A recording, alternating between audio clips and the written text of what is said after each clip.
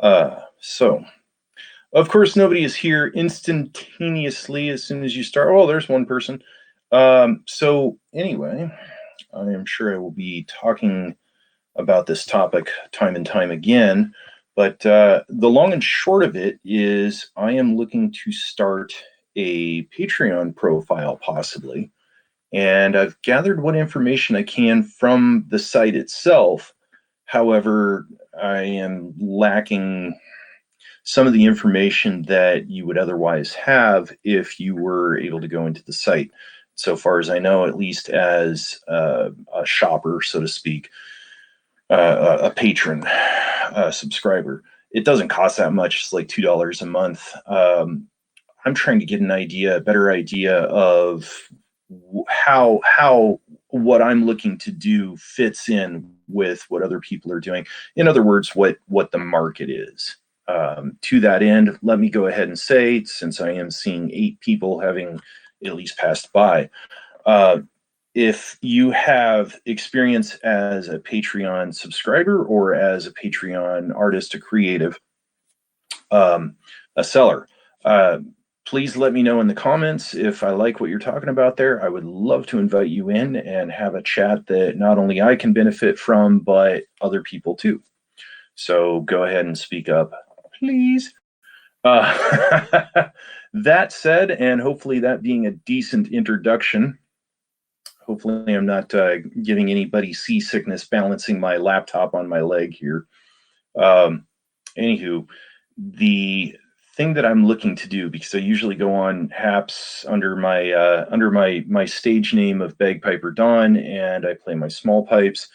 I would like to end up using Haps, frankly, even under that same name, same account, whatever. Focusing on a big part of what I do as an author, which is write recipe books. And what I have thought to do coming up, and I'm going to double as a bagpiper, I have to multitask right now because this is probably having to do with a gig that I referred. Anywho, real quick. Anyway, okay, cool. That turned out groovy. So, hello to John from Hamilton.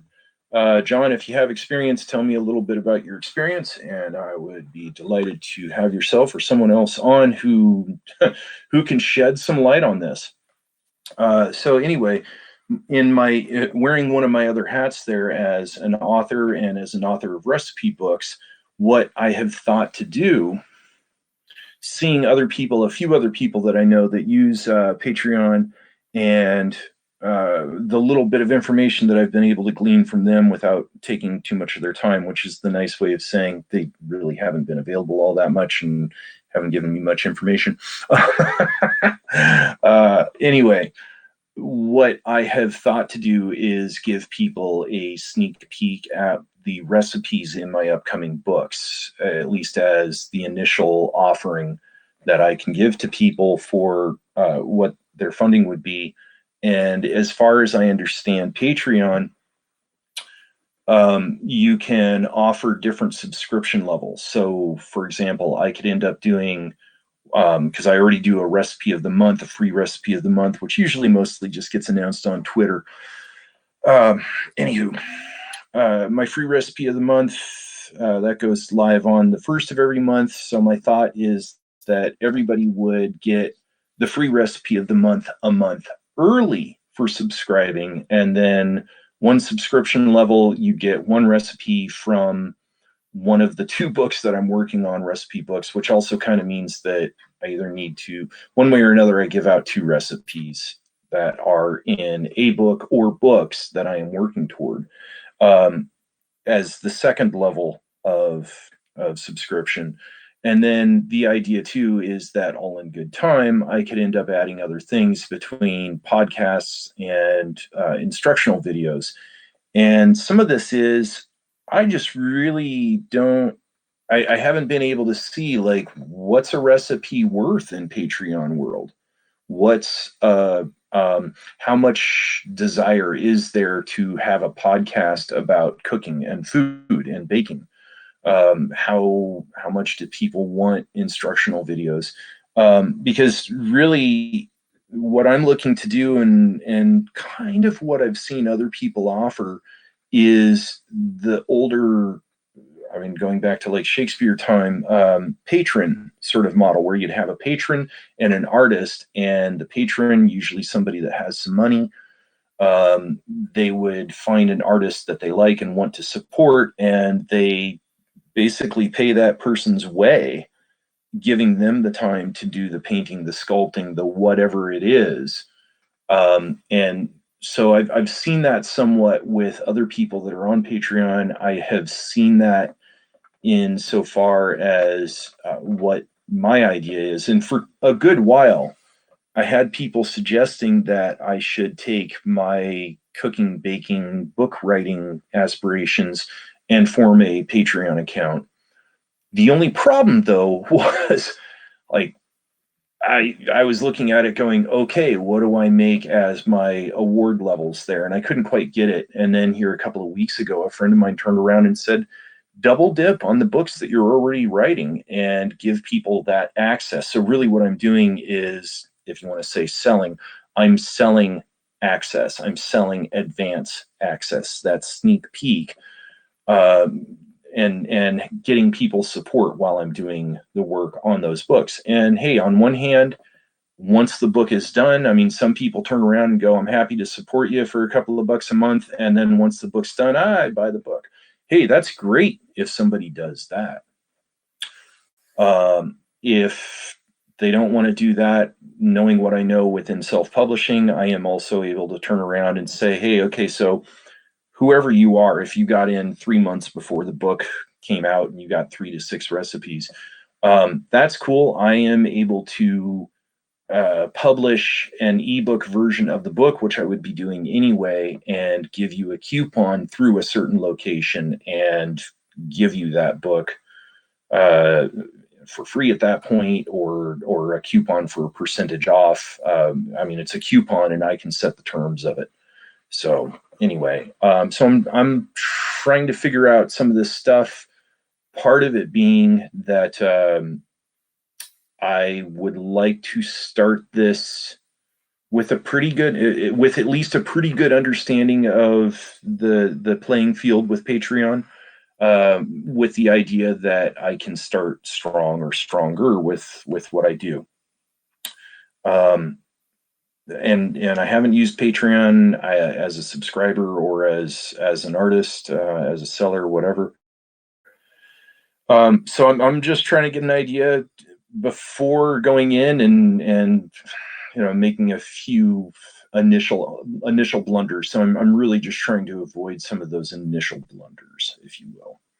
So anyway, yeah, that's the thing, and I'm figuring that there's got to be people on Haps, which I think tonight I'm broadcasting to Haps, and I think it was Twitter, maybe, no, YouTube. Just so that way I can also qualify for the Haps challenge. So if instead people want to talk about this stuff more, and like I said, if you have experience with this, drop me a message and I will bring you in as a guest chitter chatter, and we'll have you on the screen. Anyway, uh, so yeah, if you guys want to talk about Patreon more than those people who like to tune in to my broadcasts where I play Scottish small pipes, hey, that's cool. If that makes my Haps challenge for the week too, then again, double dipping on something that I'm already doing. So all the better. Outside of that, by the way, quick plug to Partly Fill Time. I, as you can see on this, I'm Bagpiper Don on Haps. I'm Bagpiper Don on YouTube, Facebook, Twitter. I'm bagpiperdon.com. As baking business goes, I am woodbeyislandbaking.com, and that's WHIDBEY. Look it up on a map of Washington State. It's the biggest island in Washington. It is the second largest island in the continental United States. It's kind of hard to miss. It is also one of the top 10 largest islands of all the U.S. islands. So, and most of those are up in Alaska. Anyway, if you have Patreon experience, and I'm guessing a lot of people do on Haps, because when I was setting up this broadcast and plugging in my hashtags, I plugged in Patreon, and then there was Patreon this, Patreon that. There was at least half a dozen things. But boy, if I plug in bagpipes, zero. So I guess people are interested in Patreon more than bagpipes on Haps. So that's fine. That's cool. So anywho, so yeah, so without some comments and without anything else, that's what I got. So but I did still fill 10 minutes. So if we can turn 26 views, multiply that by about 6, I'll even have my Haps challenge done for this week. Woohoo! Anyway, but hey, Haps challenge for what it is, $50 for 8 weeks, which works out to being, $4, whatever it is. $2, whatever. Whatever. I'm not doing the math right now. I did not sleep well these last couple of nights, but I keep on telling people with my bagpipe broadcasts that $50 might not be a lot, and $50 is not a lot for 8 weeks there, but $50 still buys me a new set of reeds for my small pipe. So I'm doing it anyway. It is worth it. So anywho, so as said, the topic is Patreon. I'm trying to get a better idea of how to approach being a Patreon creative, a Patreon artist. And I'd gladly hear from people that are artists. I'd gladly hear from subscribers. And if you're watching this and you have some experience on this, say something in the comments and I will invite you on and we can chitter chatter and more people ideally can learn about Patreon. So there we go. I don't know if John is still watching, but let's go. Oh, yeah, let's see.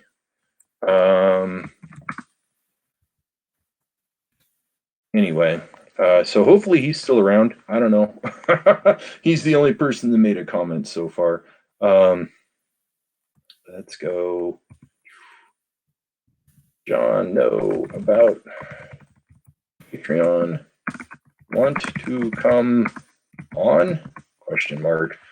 Because while I might be able to multitask somewhat, talking on Haps and checking a text, I don't know that I can multitask talking about this stuff, filling up stuff, waiting for some response about it, while I'm also working on one of my books. Anywho.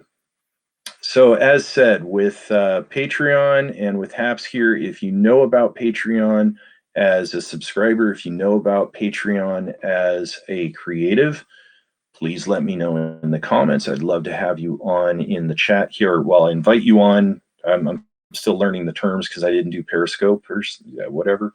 So anyway, if I can invite you on as a guest, and if I can learn and other people can learn, then hey, everybody wins, right? So out of the 30 people that have at least stopped by, I hope some of you are around and know about this. And heck, even for that matter, if you're like me, so third type person, right? If you're like me and don't know enough about Patreon, put something in the comments. Let's put you on and ask those questions. Let's see what your questions are, because you may have questions I haven't thought of, which is very possible.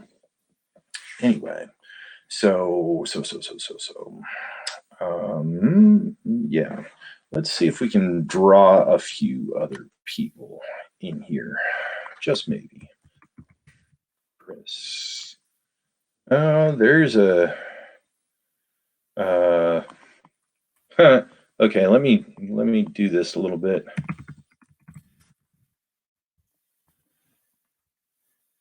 How about I do that? Haha. Okay, you'll see in the comments in a second here. Boink. How about other Chris? Seems like, what is it, Chris? And I don't know, it's like every dude is named Chris. Oh, that's curious. There's a Chris Armstrong on Haps. There is a Chris Armstrong in the bagpiping community who is one of the top pipers in the world. Kind of got to wonder if it's the same guy, but then Chris Armstrong has to be a common name. He's more common than mine. So, yeah. Boink. Let's also, another Christina, haha. That's hilarious.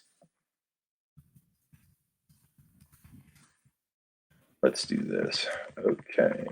Boink. And in fact, I will go ahead and invite them. So as said, and now I'm going to try and multitask here, since it looks like there's 35 people that have come through. I am trying to get more information on starting a HAPS profile and starting that as a seller, as an artist. And let's see. Okay, Chris and Martin, I'm here now. Well, I believe I invited you guys in. I'm very glad that you're here. And you should be able to come into the video and join the jibber jabber. Oh, huh. It just occurred to me. The text that I've been multitasking with here, those have to do with a possible 2 pipe gigs by the same client in the same week, which has never happened to me before, and yet I had to turn those down because I'm just not really available for those. But I referred them to another piper. I was looking at it, I was like, oh yeah, if I get those gigs, I'm going to have to clean up. I'm going to have to get rid of my Corona beard, right? And then it occurred to me, I also have a gig on Saturday, so that's got to happen anyway. So anyway, okay, it looks like Christina and Martin are coming in, and as I imagine, it is the lovely and talented Christina sticking her tongue out. Hello, my dear. Give me a half a moment. Martin, can I have the earbuds and little earbud mic thing so we don't get this lovely echo back? Aw. That happened. That way I can hear you at full volume. Yeah, that thing. So, gonna plug this in. Hang on a second, on. No worries. The car. Oh, you're plugging your business right there. I see what this is about.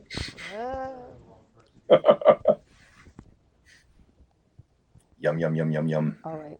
Yeah, really. This tastes spicy like ears. What? Let's just say don't suck on Q-tips after using them. I imagine earbuds. Yeah, earbuds are probably about the same flavor. Yeah, really. Well, so this whole feedback thing happening, so this way I don't. Okay, so this might be the first HAPS cast that I've done where it's just jip, jip, jip, jip, jip. Although the other night, Chris W. helped me out with checking some of my mic gear in real time, giving me feedback on whether or not that was getting feedback. And then he and I had a chit chat about sci-fi. That old boy hasn't seen Firefly. What? Yeah, hasn't seen Fire. He knows about it. He just hasn't gotten around to it. But with my talking with him and explaining it a little bit, he said, I'm going to have to see that. So outside of that, you and I have talked a little bit about this, and this may be being my first, as said, just chit chat thing here. Cool. I wanted to do this topic yesterday, didn't have time. I am, as you know, I'm saying this again for the now 40 people watching, because who knows, I could get my HAPS hashtag challenge taken care of today, not with playing my fingers off, right? Anyway, I'm considering starting a Patreon profile as a creative, and my idea is giving people access to the recipes that I'm working on for my upcoming books. So I'm kind of double dipping on my recipes by getting money for it from Patreon and then selling the same recipe again as a book, which really follows the like Shakespearean time period model of the patrons that supported artists, which is a beautiful thing if anybody was rich enough for that anymore. But anyway, I'm trying to get an idea of the Patreon playing field with what I'm thinking to offer, long and short. So I'm looking for people's experience between folks like yourself that have been on Patreon, still on Patreon as far as I know, folks that are on Patreon as patrons, and folks like myself that go, I have questions. So right. So there's the whole ballpark. Well, my goal is to leave Patreon. So yeah. Yeah. It's not working for us. Right. It's just not working for us. We've done a number of different approaches, but the problem is the kind of things we build and the kind of things we do. Um, the kind of things we do are very much specific. Right? You want a lightsaber. I can't say to someone, at the $500 level, you'll Right. get a lightsaber every month. And it just we did we did badges and boxes and stuff like that for the longest time, and that did okay. And then Patreon changed their rules and the way they handle things, and then a lot of people we know got off it. Um, for what we're doing, we can't justify it. I know a lot of people on there who are doing a lot of cosplay type stuff, and they're basically doing courses and they're doing Zoom meetings. So basically, you give them X number of dollars a month, and once a month they guarantee, but they've got 9 to 5 jobs. This is their sideline, so they can say, I'm going to be on at this day and this time. And that's the hardest thing about still being in this industry is this is the day and time you're supposed to be on, and suddenly you get a gig and you're gone for 24 hours and it's right there and you can't do it. Right. You can't sit in the background holding and say to when you get that call to go to set, you can't go, hang on, I'm on my Zoom with my Patreons. No, it's not going to work. So Yeah. Next. it's become a very difficult thing for us because Sure. there's nothing really extremely physical, which is why I'm hoping the HAPS will work for us, because if we can get X number of people like learning, and there's so much DIY on on every single social media, and it doesn't cost anyone anything. The trick is, can you buy from my store after I teach you how to do this?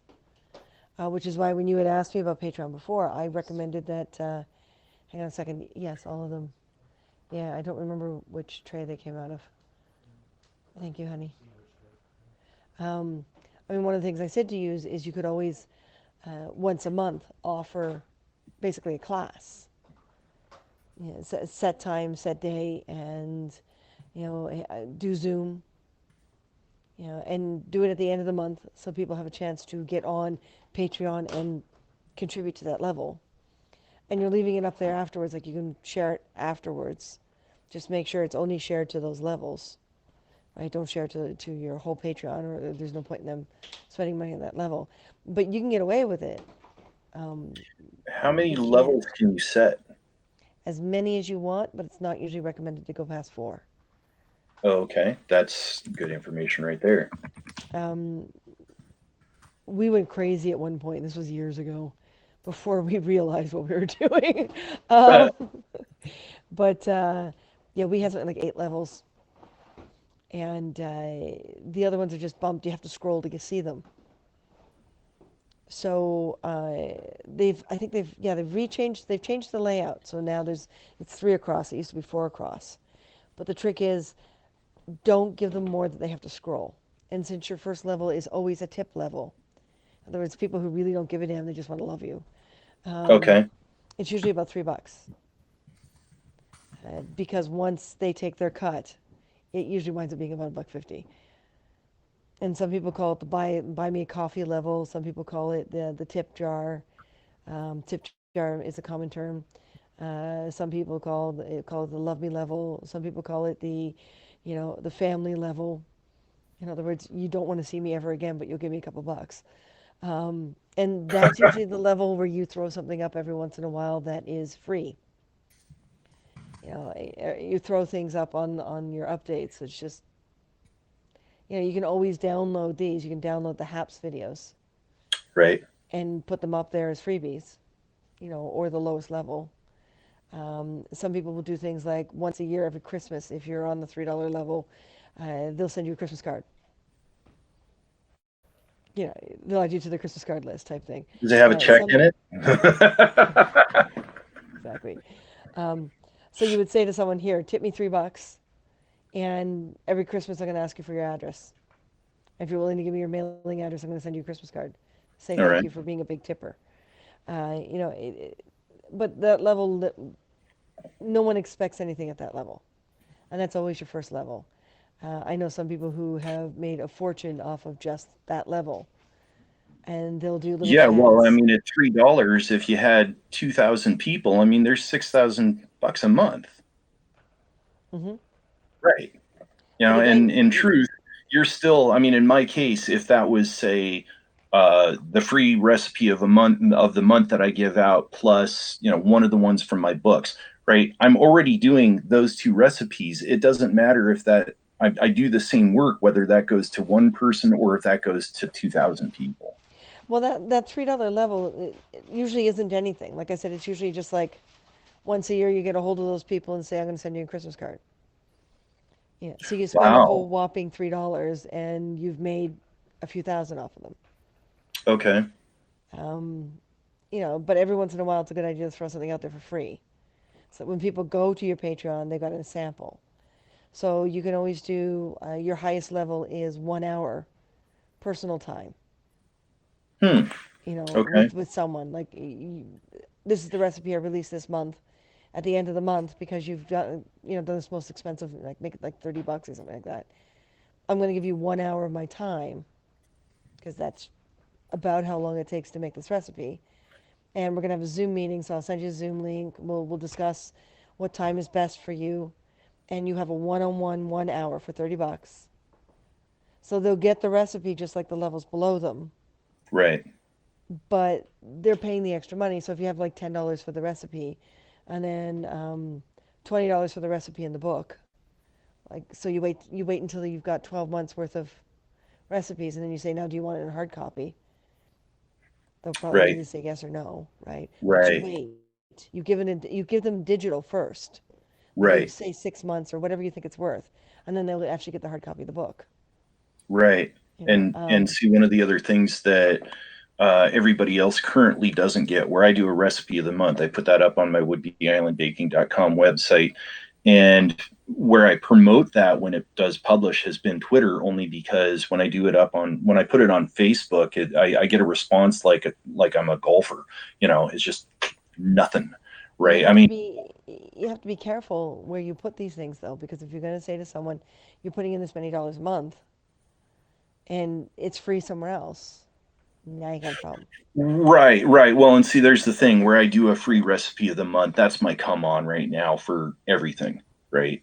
And I mean, I do anything from cookies to soups to whatever, right? So I already do that, but I get the most response on Twitter. So I sometimes don't even post on Facebook, hey, the new recipe of the month has published for like 5 days. But Twitter, day one, I tag, I think it's about 100 people that I have on a list at this point, and I get a lot of response there. I've also posted on Twitter saying I might be starting this Patreon account. Is anybody interested? And I got some response there too. It Hmm. suggested to me that the Patreon thing could be the right direction. Now, my recipes of the month, they're up for that 28 to 31 days, and then it's gone. So it's scarcity, right? Yeah, You but need to get it out. it's You need to it get it now, or you can't get it later. And then there's right. next month's. But one of the things that I figured to offer via Patreon as like that tip level is everybody would have access to all of my past recipes of the month. So if you didn't get it, well, you can do it here. Hello, Nade. Um, and I still I'm playing around with these different ideas between Well, having don't. all of this. The Hmm? hardest thing about doing this is don't overthink it, Oh, because you're I'm the wrong gonna. person. I know, trust me. Number of times I've had to remind myself of the same thing. Um, but the key thing is, you spend all that time, you're gonna talk yourself out of it. Just get it up there with the basics. And key thing is, make sure nothing, whatever you put up there under a price point, don't have anywhere else, Okay, because people are gonna say, I got that already. I should, or I'll wait for it. I'll wait for it to come around again. If you're right, putting things out there for any kind of free, and you're also putting them up for paid, it doesn't matter if it's a month off or not. If someone wants to wait, they'll wait, and you've lost your right, patrons, right. right? So Real you quick, so basically you isolate, you get it up there, and then you wait. You promote it to hell, and back, and you see who responds to what. Right, right. Real quick, so Sean, who's tuning in via YouTube, what we're talking about is being a Patreon seller, and you'll be able to make comments just the same as you did with "Hi, what are you talking about?" I'm actually broadcasting from HAPS, so I'm able to bring some people into the chat, as with my friend Christina here. Um, if you want to come over to HAPS, if you know something on this topic, either as a buyer, seller, or someone like myself that's looking to start an account and has questions, more or less, it's kind of a let's contribute to a boot camp sort of thing with regard to Patreon. So we're talking about Patreon. So anyway, You see, and this is beyond. why, this is why we set the amount here for patrons, and what we're going to do is give patrons special things. So here on HAPS, it makes more sense for us to basically just do special things. Okay. That the patron the patron will the sponsor, HAPS uses the word sponsor, the sponsor will get. So for example, Valentine's Day, this year, what we're going to do is everyone's got till the 12th. If we get 5 more sponsors at $5 each, we're going to do a Lord of the Rings Valentine's Day. Yeah, I'm And like probably finally going to sponsor you. It's not oh my it's God, we're not going to have that so I much fun. haven't wanted to. I just have plenty of other things that I'm like busy with. And so he's like, oh yeah, figure out how to sponsor people on HAPS and sponsor Christina and Martin because I, kind of love them. So, Aw, thank you. aw. Um, but we're gonna write people into the story. So we're gonna do like a Lord of the Oh, cool. Rings based story. And if you're a sponsor for You five need a dollars and over, bagpiper. hey, you get to pick what race you're gonna be. Elven bagpiper. No, I somehow, no, I don't. Martin says he wants a romance with the trolls. He wants orc. Sorry, he wants an orc romance. So someone has got to do the $5 and be an orc and in love with like the most inane, stupidest thing. Okay. I don't know. Being in love with bagpipes could be considered an inane, stupid thing. And orc in love with the bagpipes. An orc having a love affair with bagpipes. I don't know. Given my physical stature, maybe. Well, no. I had long hair when the films were coming out. I was perfect as being an extra, but they didn't return my email. But and I'm tall, and well, maybe not so much now in my later 40s, But you but see, fairly lithe. So for us it makes more sense to do it this way because then we can set things each time we do something. So we can pick a date. We don't have to set a particular date every month. We can right, pick dates for special things and then make the sponsor part of that special thing. But everyone gets to see it. So if everyone's enjoying it and they give the clap award or the super hard award or the talented award, that's great. We're going to get the extra 50 cents from them or the extra 25 cents or the extra dollar or whatever it is, the extra $5, $10. But they won't be in that story. They won't be part of it. They'll just be enjoying it. So they can either sit there and enjoy it for free or they can be inspired and give us what they can. right, Um, so that's what we're hoping will work. And what we want to do is we want to do regular things for sponsors where they're included in one way, shape, or form. And the key thing with sponsors for us, and we've been saying this since day one, and this is part of the reason why we set 5 people at $5, because if we get 5 more sponsors at $5, this will bump it up to that $40. And what we've already said to all our sponsors is at the $40, you start getting discounts. all So if you're right, giving us sure, $40 a month and you want us to build something for you, or you see something on the store, like we'll let you know what's going up on the store first, you get first dibs. right, and see with the books. I mean, for one of the things that I've thought about since getting that aha that I was given by another friend of here's maybe how to do Patreon, was that, and this is already making me rethink.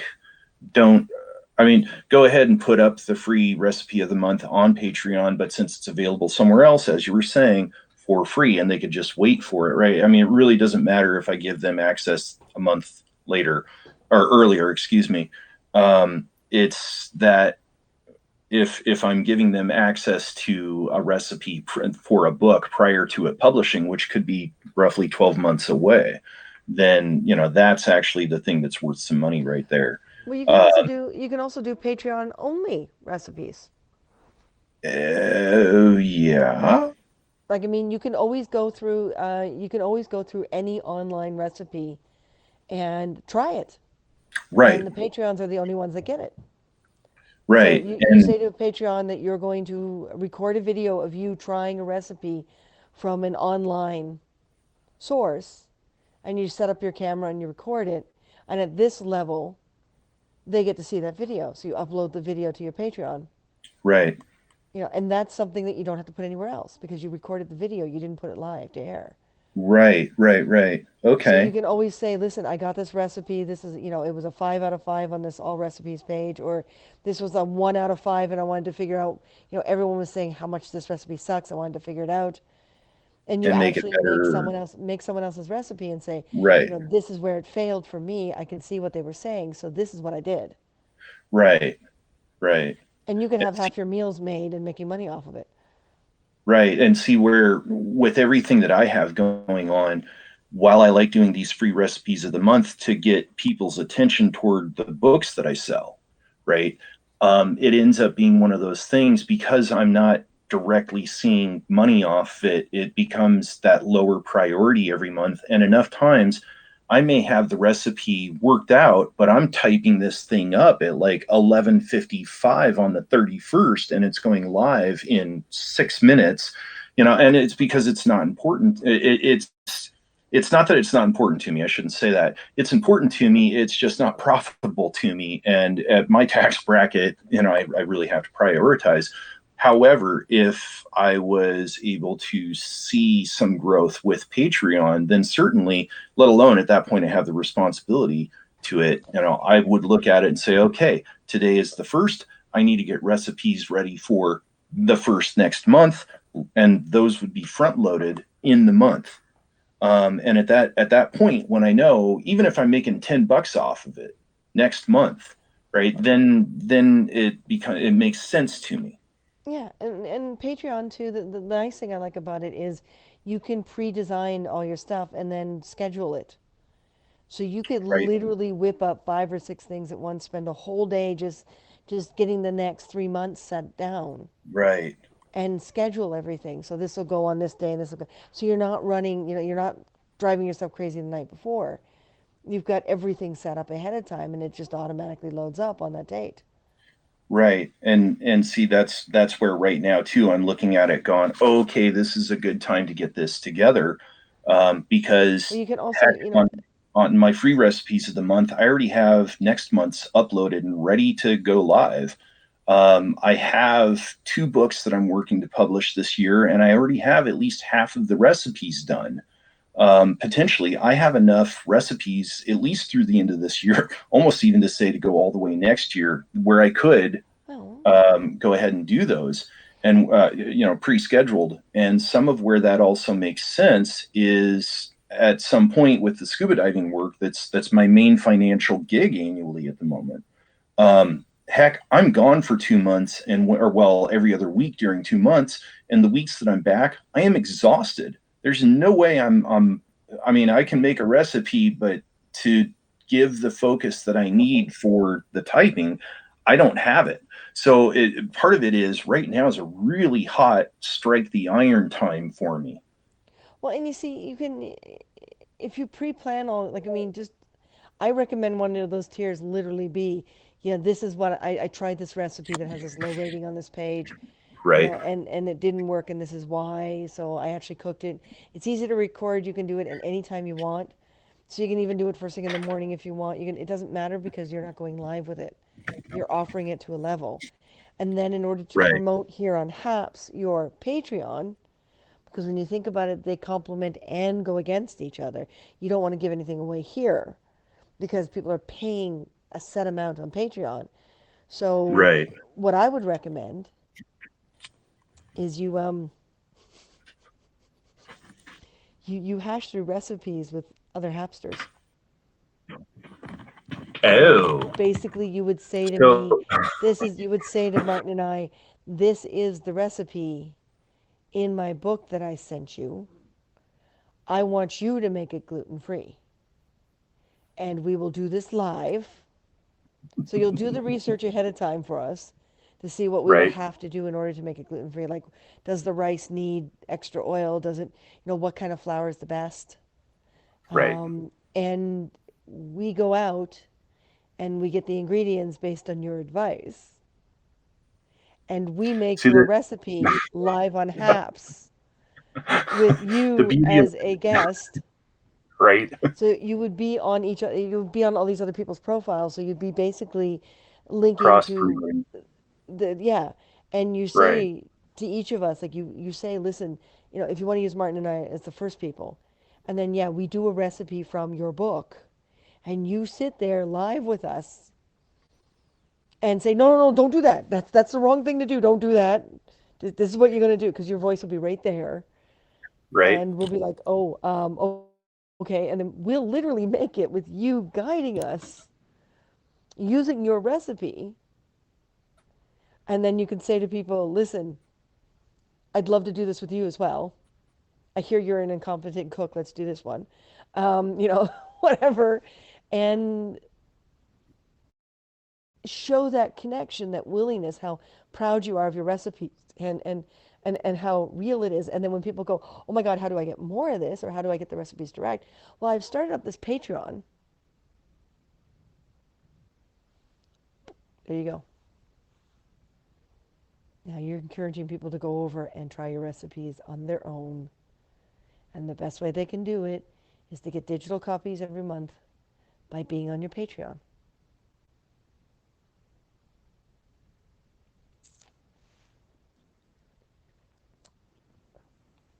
Yeah, your signal's kind of coming and going. Kind of back. I can hear Christina. I can see Christina. Yeah, I'm here. I stood up and moved to where Don't do that. I'm at Yeah, your audio is breaking up quite a bit. because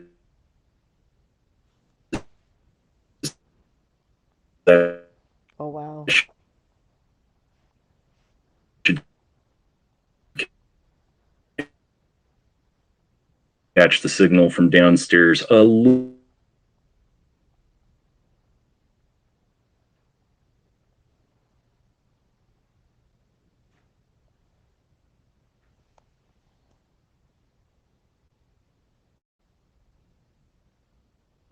Bar. Okay, I think I'm kind of back. The very first thing I hear when you come back is nut bar. You want us to make nut bars? We'll make nut bars. Well, no, I'm trying to behave my language. Oh, I figured that. But yeah, so like I mean, But I'm also going to see if I can kind of do a sprint downstairs, which will kind of put me closer to the route and hopefully not you're breaking up again. lose too much signal.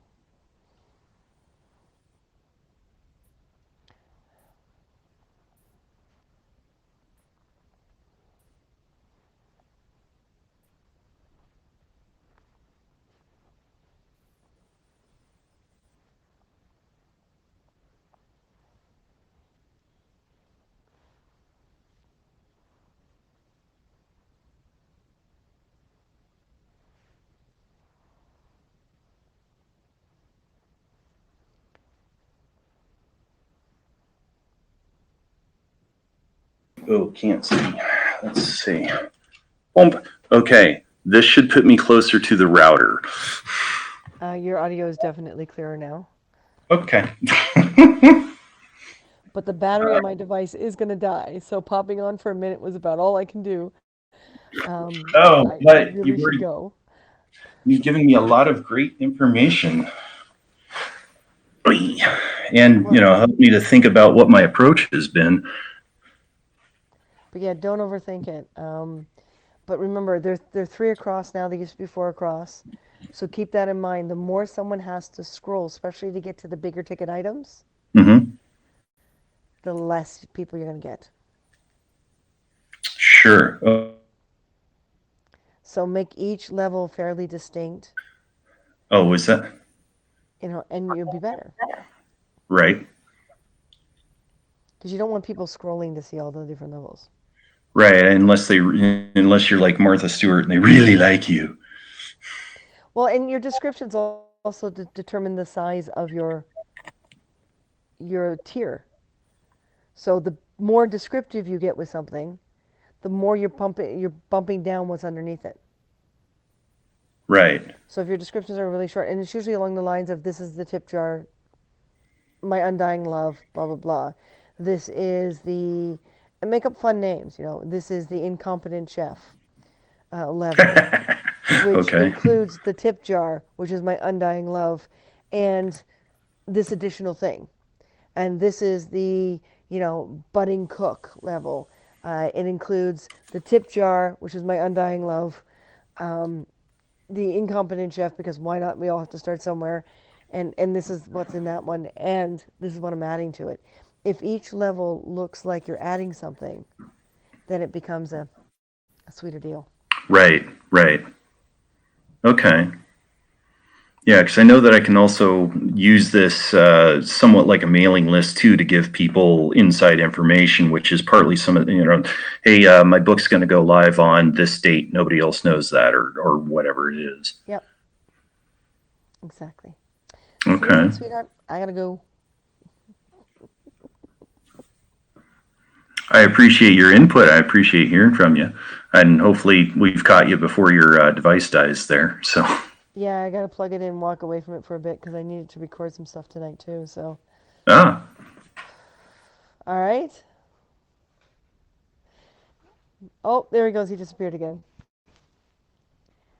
Oh, you're back again. Oh my God, you keep disappearing. I'm gonna go before you disappear again. I'm gonna disappear. Bye, everyone.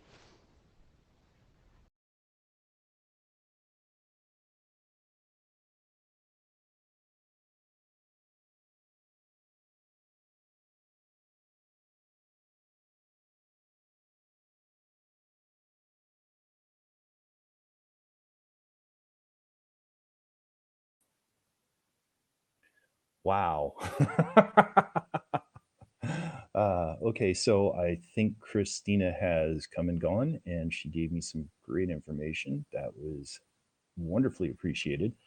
And I know that, let's see, I know Nade had some nice things to say about what Christina was sharing with us. And if you're still around today, if you've got some knowledge on this, please let me know.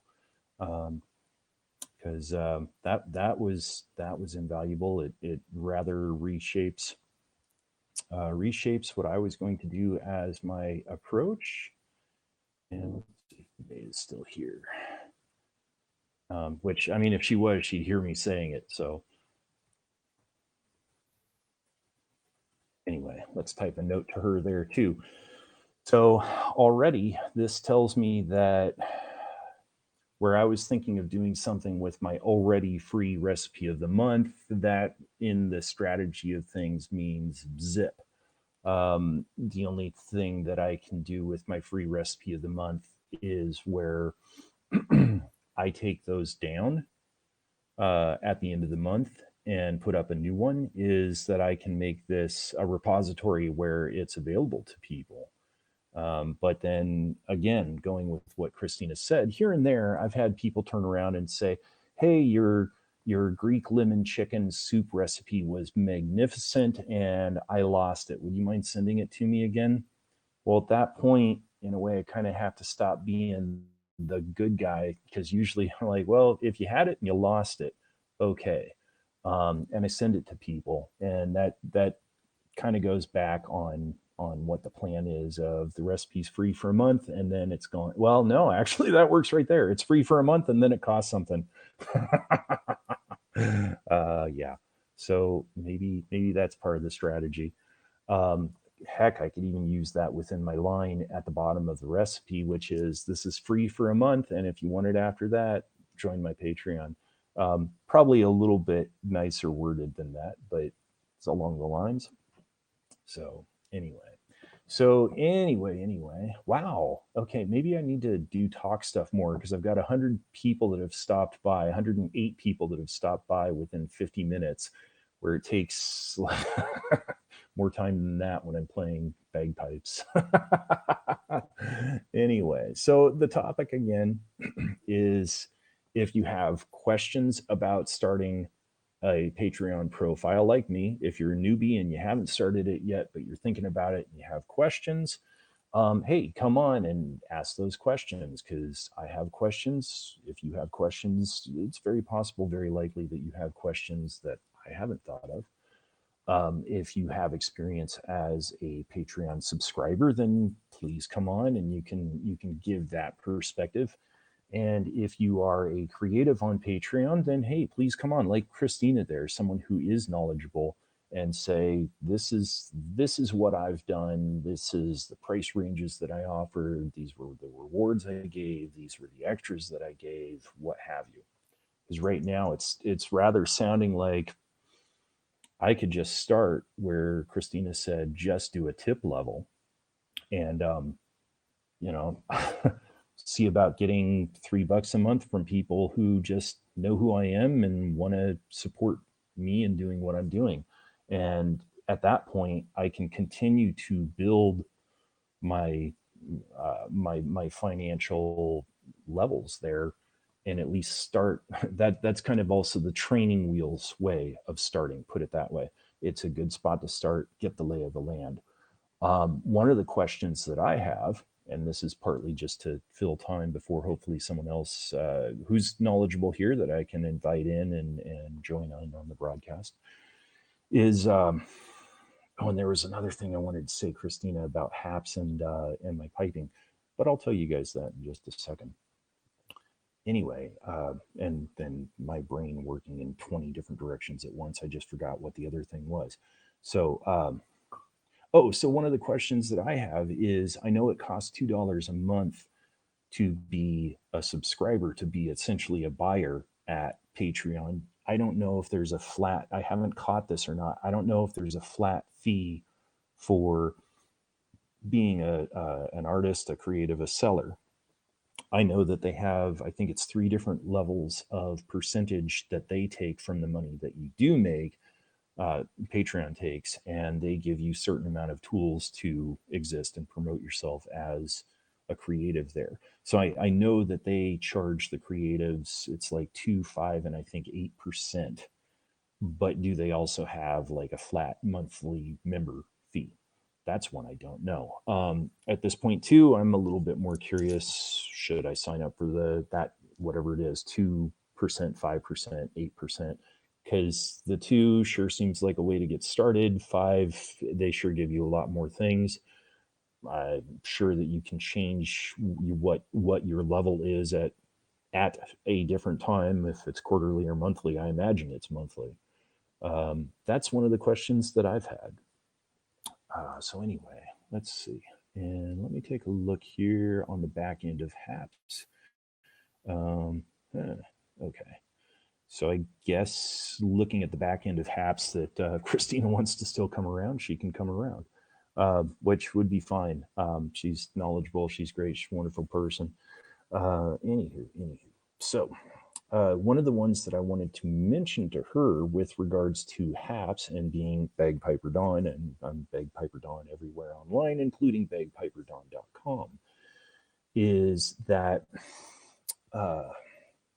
I thought one of the things that I could do with HAPS, where you can bring people on, like Christina, who was just here, one of my thoughts was that if I could get subscribers on HAPS, that what I could do is, as offering a special to those subscribers, is that when I do my broadcasts, they can come on kind of first come, first serve, and sit in on the performance in the standpoint that they're an audience actually in the chat room like this, or I'm confusing my terms just because I don't really work with this stuff a lot, so I don't know this stuff. It's kind of like networking. I know what it is, but I haven't worked with it. So if you want me to set up your router, forget it. Or at least I'm still thinking in the old days where it was a router with about a dozen Cat5 cables coming out of the back of it. Well, that was a big one. Anyway, so yeah, what I could do in those cases is, as long as those people understood, hey, you can come in and you can sit there, and when I'm not playing, we can talk about the music, but the main focus is still doing the music. So anyway, that's what I've thought to do on Haps, at least for the music part of things. So anyway, and I don't know, maybe I need to get a couple of logins with Haps where one is my music and the other one is for the cooking focus. And so far as I know, that's not a problem. So anyway, so as said, for the couple of new people that have stopped by and are perhaps still still listening instead of going, bug it, this guy's not talking about anything. Yeah, forget about it, right? Anyway, I am considering starting a Patreon profile relative to both being an author and authoring recipe books, having one of my hats being that I cook and bake and sell information and learning and recipes around cooking and baking. Anywho, well, no, I couldn't have done it when I ran from upstairs to downstairs. It would have been nice to grab a copy of my recipe book, and so I could still go see. Anywho, so I am considering starting a Patreon profile, and I'm trying to get more information from other people that have used Patreon, be it that they have been a Patreon subscriber or a Patreon creative. And I'm also very interested and open to having people come in, invited onto this, that can ask some additional questions. Hello, Natasha from Los Angeles. Do let me know in the comments if you are familiar with Patreon, and if so, if you have some expertise, I will invite you in. Like I said, so I'm trying to get more information about starting a Patreon profile as a creative. So I'm looking to hear from other creatives. I'm looking to hear from subscribers on Patreon. And I'm even looking to hear from people who are like myself, that are new to it, that haven't done it, that have questions, because I want to hear what their questions are to help expand what my questions and ultimately answers are, and ultimately understanding of Patreon. So anywho, so let's see what's going on. So if you're here and you've got some expertise, if you're here and you've got some expertise, do please let me know so I can invite you in and have you chitter chatter about that. And yeah, there we go. So let's see, doing some stuff, typey. So thank you for subscribing, Natasha. And yeah, so something more about Patreon. So I already know to just start it out as have like a $3 level where people can tip. Let's see. Natasha says, which of course everybody on Haps Leastwise can read the comments here. Natasha says, thanks, Bagpiper Dawn. I wish I did have expertise in Patreon. That is something I'd love to learn about this year as well. Well, like I said, Natasha, if you have questions, I will gladly invite you on. Looking to just generally get some talk about this, and not freeze because this room isn't really heated. I just noticed that. Anyway, to that end, yeah, if you have questions, I mean, I've gotten a few questions answered. I've gotten a few questions answered by other people. Let's see, let's warm up. And yeah, whoa, there we go. So, that's better. Anywho. So, yeah, if you're interested in coming on, Natasha, I'd love to have you. I'd be curious. I saw with your profile that it says, let me double check. It says you are a founder. I'm not sure quite what of, but actress and educator. Wow. Anyway, I'm curious what you would look to offer, perhaps on Patreon your own self. So for giggles, I'm going to type in so you can potentially join. And if you want to, great. And if not, that is a-okay. Yes, I think I'm pronouncing your name right. Sorry about that. Anyway, let's see. Okay, Natasha, I have invited you in. If you care to join, that would be cool. Okay, so And one of the things that I prepared to do with having this chat is I prepared to take notes too. So quite obviously, anybody else, whatever your system is, I'm sure you'll do that. But I already have some real good notes, and in fact, I love Christina's thing of don't. Let me type this in.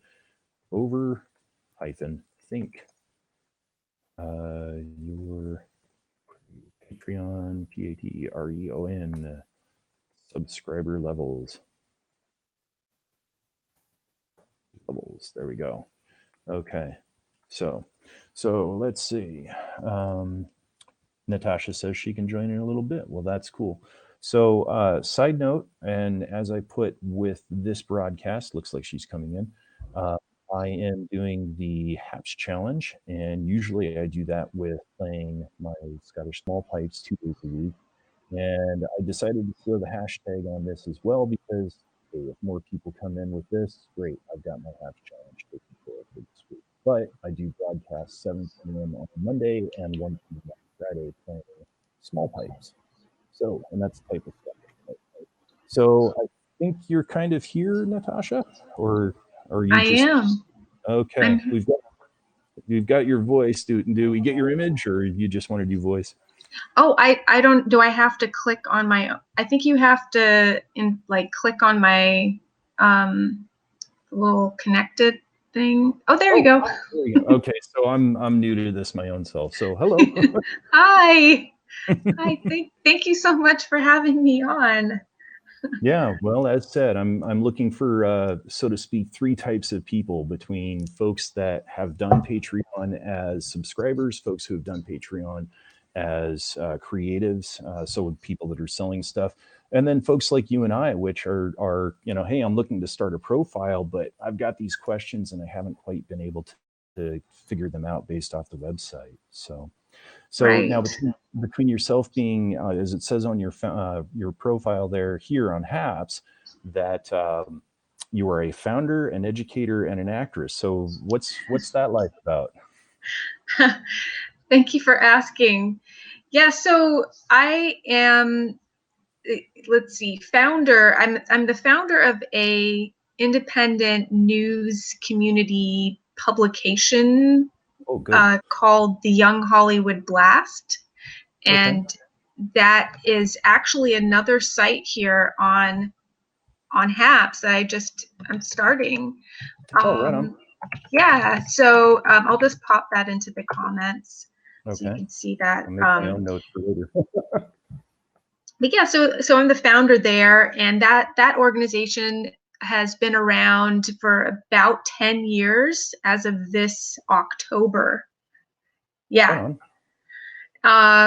So that's that, and then I'm an actress by training, and educator is something I'm aspiring to do over the next while. So that's a new field I'm getting into now.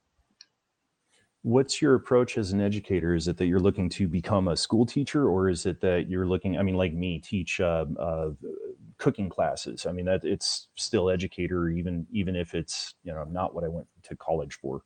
How are you looking to approach that? Yeah, I look at it more as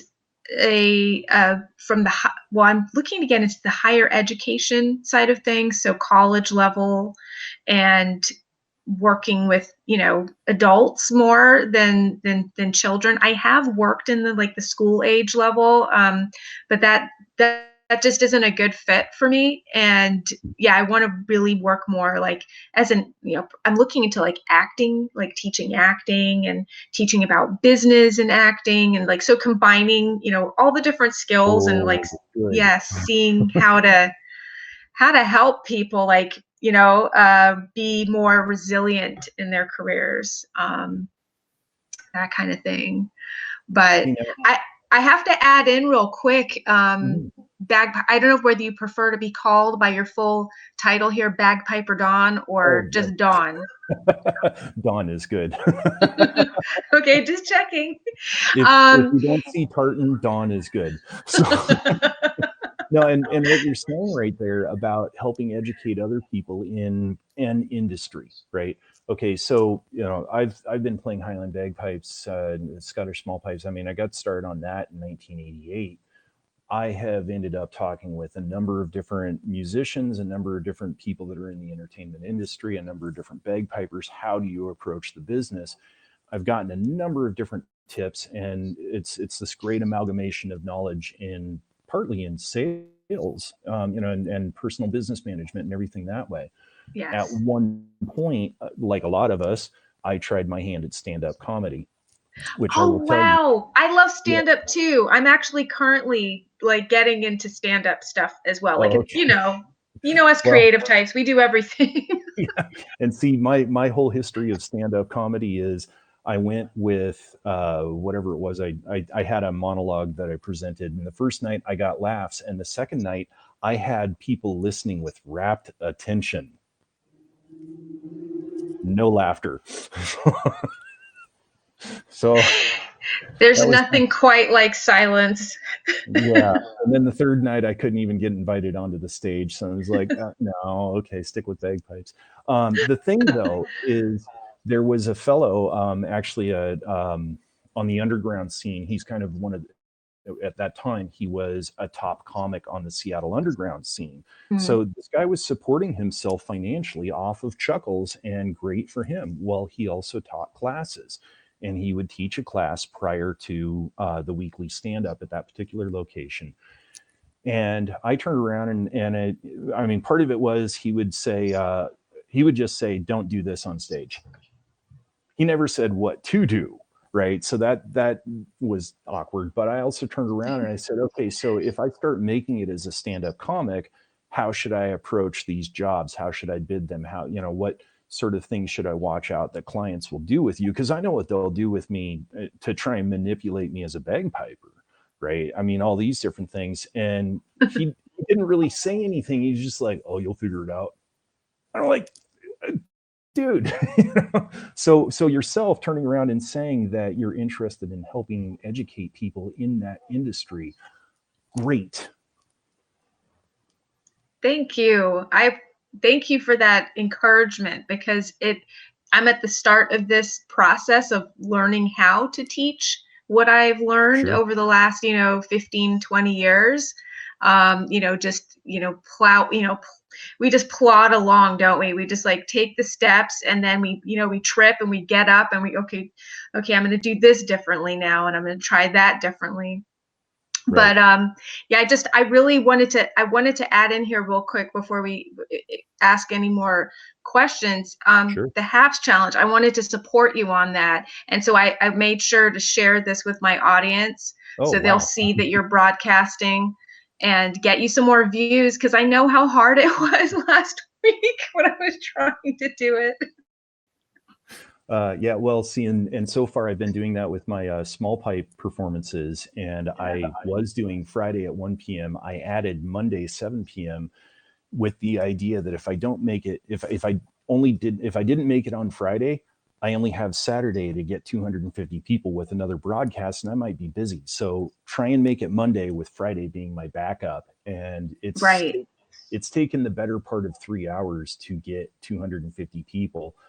Quite frankly, I think some of that is an issue I've addressed, which is the mics that I have. I think they have been too hot going into my computer, and I've had bad sound. So I think that's part of the reason why people haven't wanted to be around. So. Oh, okay. Yeah, I see. And as you can see on my end, I have terrible, and I mean a terrible internet connection that Yeah.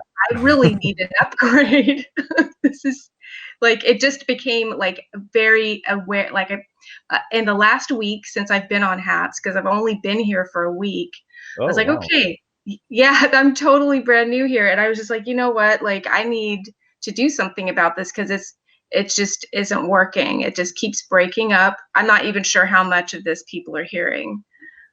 In my experience, if you're having problems like what I'm seeing right now, because been there, done that, because visually you're pixelated, but your voice is fine, and that's how it will continue to broadcast. So they'll still hear you. So Okay. We just Well, don't, that's good news. we don't get to enjoy your lovely smile quite as much. That's all. Oh, So well, that's very, very kind of you to say. Thank you. And yes, that's kind of encouraging because it sometimes I'm like I'm over here on this side. I see my pixelated face like going in and out and just like kind of like sometimes just going blank and it just or stopping, like when it just like freeze frames and you're just like, that's why. So I'm usually not on this level of the house. I'm usually right above me, but this wall that's right behind me, that I'm in a 1895 historic landmark Victorian house, right?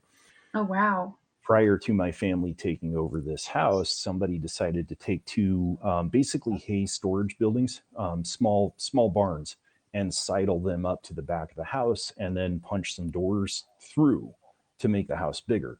So that's two walls right behind me, and signal doesn't push too well through that. So Oh, okay. usually the signal that I get upstairs where I do all of my writing and my piping and all my creative stuff, I end up getting what you're getting right now. And it was so bad that it was dropping. So I ran downstairs one of the times that it dropped with my laptop. So, be better, fingers crossed, all that stuff.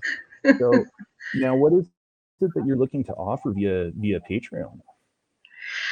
Yeah, that's the part that I was working on with my news organization, the Blast, and this is all about trying to figure out what tiers I can offer my community, and that's the part I really need to answer do some soul searching like within the community, like what do they need, what do they want, and really answer some questions first before I can start building the tiers. And then from there, like I figure like using the Patreon, they have like a section in there where they teach you stuff. It's like the Patreon University or something, right? I don't think I knew about that. Thank you.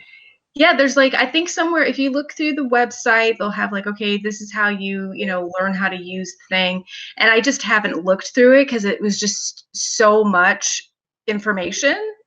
Which is great. It's great that it's there when you're ready to go look for it. So maybe, yeah, just look around on their website, see if you can find that section with all the, info. And I think they have like community users, like also tell people how to use it better. And but it's just like finding the time, making the time to learn all that.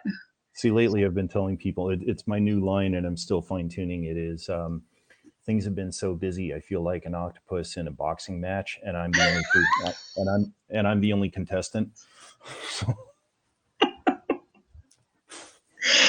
Okay, you can keep that one. It's the nicer way of saying I feel like a one-legged man in an ass-kicking contest. So.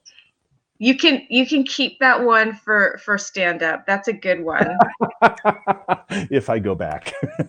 Yeah, I mean, I think bagpipes and stand-up go very well together. People won't know what to expect.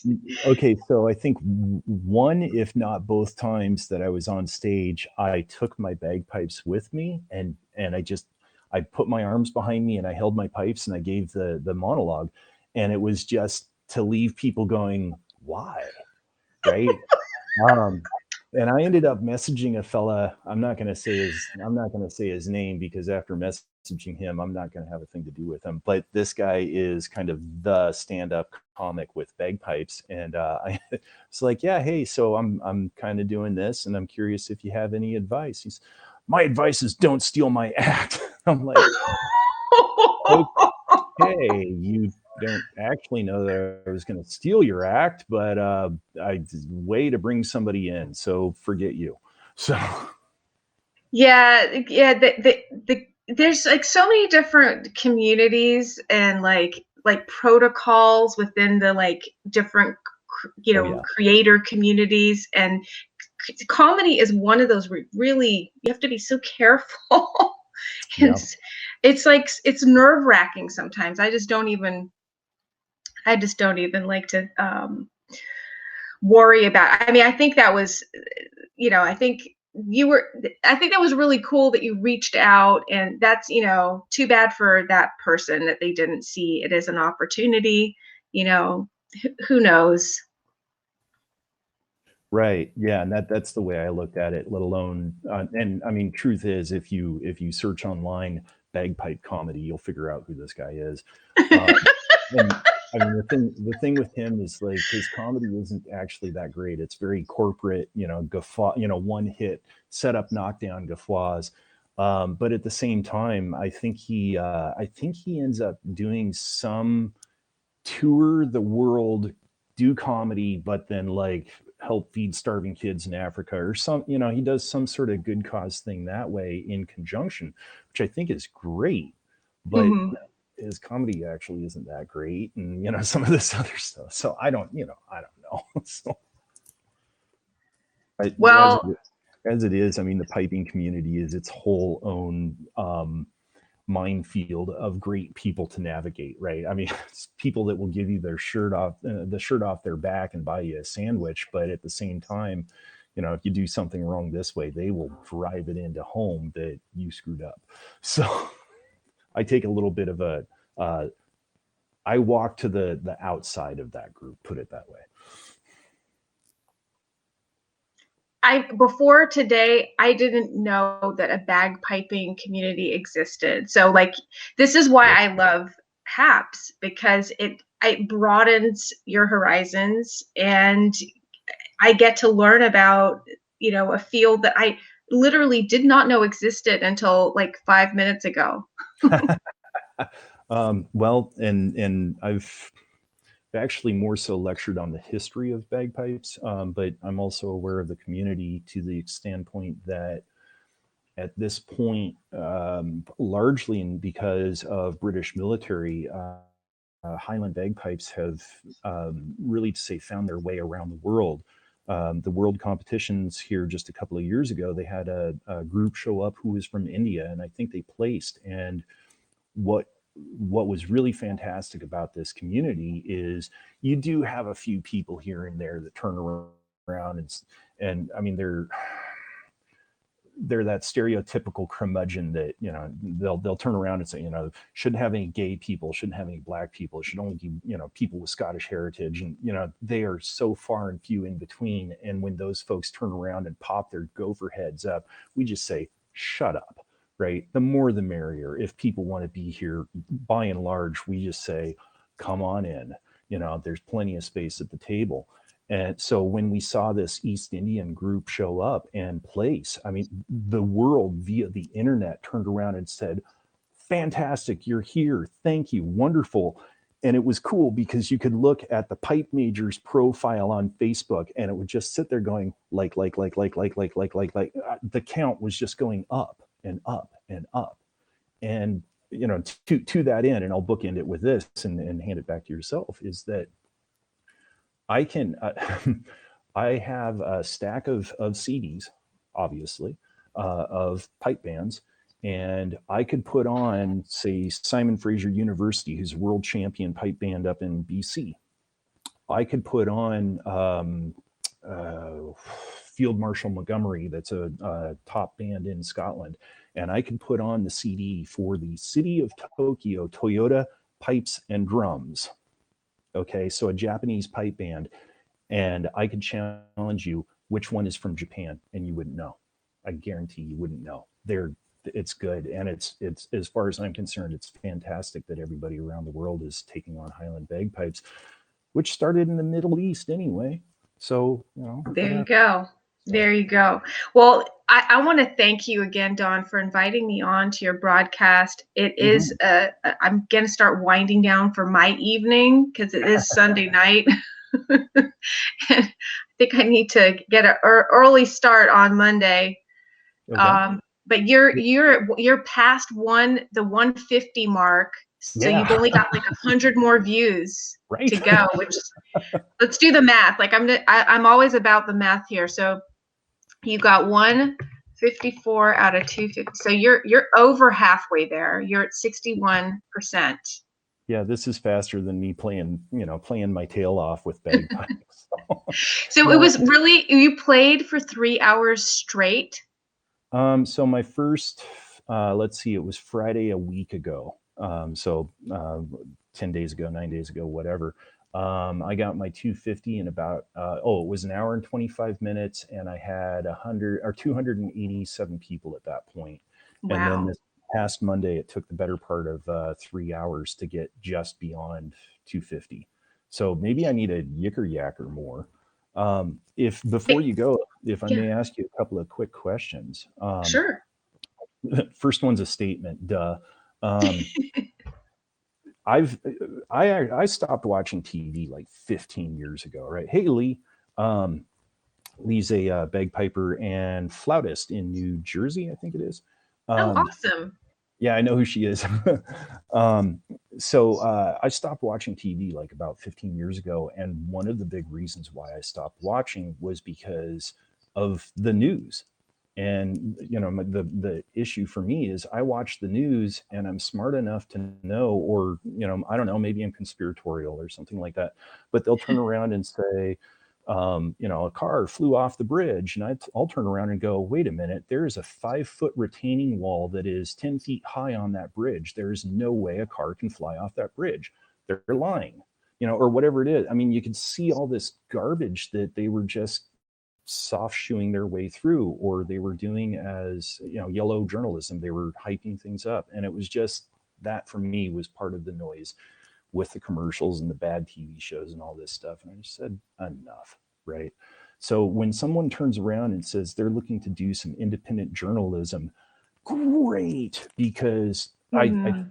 think journalism needs a reboot. Mm. And it's, yeah, I'll just say that I think journalism needs a reboot. Now, with yourself, with looking to use Patreon toward your journalism, where you're saying you're not sure what to offer at the different tiers, have you thought of any ways to query the public or query followers that you already have toward figuring this out? Yeah, that's a great question, Don. I have, you know, been thinking about that for the last couple years. I've tried some different polls. Part of the process for me is actually learning how to ask the questions, even learning how to survey properly is a Oh, skill uh-huh. that I don't necessarily have. And so I'm having to learn like a bunch of different skills that are related to being an independent journalist as the process goes. I'm like learning, as I say, learning as I go. And yes, that's exactly the intention, is to reach out to the community I have. I have a Facebook community. I have an email list, and there's people who are more active than others that I'm thinking about, like, hey, just reaching out, very friendly email, warm email, you've been part of the community. I'd love to, kind of ask you what you think about these ideas and what you'd like to see here. Because really, I want to make it more about them than what I want. Oh, nice. Because again, this is meant to serve them. This is a service and not, meant to just be a place where, I just, I don't know. I mean, the name Young Hollywood Blast, it does incorporate my name, Young, my last name, Natasha Young, but Nice. it's just, to say, hey, I founded this, and I am definitely an integral part of of this. Like, without me it wouldn't be running, because I've really been the driving force behind it for 10 years, but at the same And time it takes everyone off else a is good way to guarantee yourself a position. So, that's it. I'm trying to confirm my job placement for the next while. right. But I don't know if that answered your question. So yes, yeah, and I agree with everything you're saying, and that's part of the reason why I started the Blast. Because Right. you can see you've touched on like kind of like the sort of the point where I'm like, okay, this is what I get really excited about, is because this, I recall the moment I decided to create the blast. It was like one of these sort of like light bulb moments where I went, that needs to be created. And I was like, well, Right. who's going to create it? I better do it. If I want to see this in the world, I have to take the step and just do it. And that's how it started. And I've just been sort of like stumbling over myself since then. Like, just going, okay, what do I do next? What's next? I don't know. But so at least for what I'm looking to do with Patreon, I don't remember if I said since you came on or generally came in. So one of my hats is that I am a baker and a book writer, a recipe book writer. wow. And, yeah, I've published Make Your Own Darn Good Cookies, October 2018. I just did a free ebook based off of that. It's got 2 recipes from the book. So Congratulations. Yeah. I even put Scottish and Irish recipes into a bagpipe sheet music that I published this past November. So I'm kind of doing some quirky stuff, but I'm doing it my way. Nice. Yeah. Yeah. So where some of that came from too is that December 2014 into, I think it was March 30th of 2016, I had my own bakery and I was making cookies and selling those, and small business and everything that way. So one of the things that I picked up prior to launching this, and maybe this is a happy little nugget for you, is, and I think it's a Danish saying or something like this, I don't remember, the work will show you how to do it. Okay. So to that end, I went into this cookie business going, okay, I've got 12 recipes and they're really good. And I've got almond and I've got anise and I've got ginger and coffee and chocolate and all this stuff. And people only wanted to buy almond, chocolate, and the coffee flavored biscotti.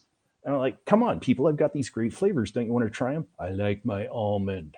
The people are just kind of set in their ways, right? Mm-hmm. Well, the work showed me, let people know that ginger is available if they want to order it, but the cafe, they just want those 3 flavors. So give them those 3 flavors because that's what they sell. The work showed me how to do it. That was also the case once I started writing the books. That's the case once I started selling books. And that's a saying that I keep on going back to. And another one, when I was making the website for my company, was I was looking at it going, God, I need the website, but I need to bake cookies. And, a friend of mine said, yeah, I mean, I was making my website like in between cookies being in the oven, right? And I'm talking with a friend of mine and I'm like, I'm doing backflips in the bakery and pulling my hair out because I can't be that octopus right now and handle everything. But I need this website and it needs to have 10 different pages or whatever it was.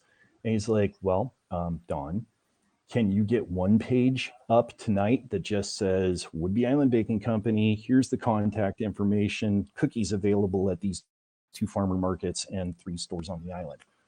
Yeah. Well, he says, Dawn, here's the thing. Don't let good be the victim of great. And that's another one. I mean, we don't have to do these things perfectly, because if we say, I'm not going to do this until it's perfect, it's never going to be perfect. It's never going to happen. Right. So even where my friend Christina came on here earlier, and you might want to watch the earlier part of the broadcast later. She's done Patreon. Oh, wow. Yeah. I really would like to see that earlier part. Yeah. Well, she'd said, one of the things she said was make your first tier a tip level thing. Just people that know who you are, they like what they're doing, like what you're doing, and they just want to support you and don't expect anything. And that's like $3. Okay. Because truth of the matter is, if you had 2,000 people giving you $3 a month, right? Yeah. That's a good situation. It is a very good situation. And she said probably once cover a year, your expenses. Yeah, she said once a year, send them a Christmas card or something. You'll see it in the playback there. I see you're rating the notes. Cool. Yeah, I'm just jotting it in here for you. It's almost habit for me because like when I run my own broadcast, I like to, like just if there's any like really key, like sort of, sort of quotable things, I like to like just pop them into the comments because you never know who might be scrolling through that and think, I don't know what the whole broadcast is about. It's like a 2.5 hour broadcast. I don't know if I have time for that, but looking through the comments, if I see something that pops out at me, I'm like, oh, I need to like look, I need to see this.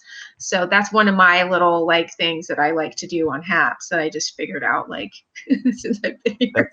That's really great because I've been sticking them into a notepad file for my own self, which is more in the style of my writing my books. Right? There you Like, go. I mean, I may have I'm my, all about sharing. Like okay, I'm going to add another person in here who just inspires me greatly. He knows a lot about live streams, Keith Keller.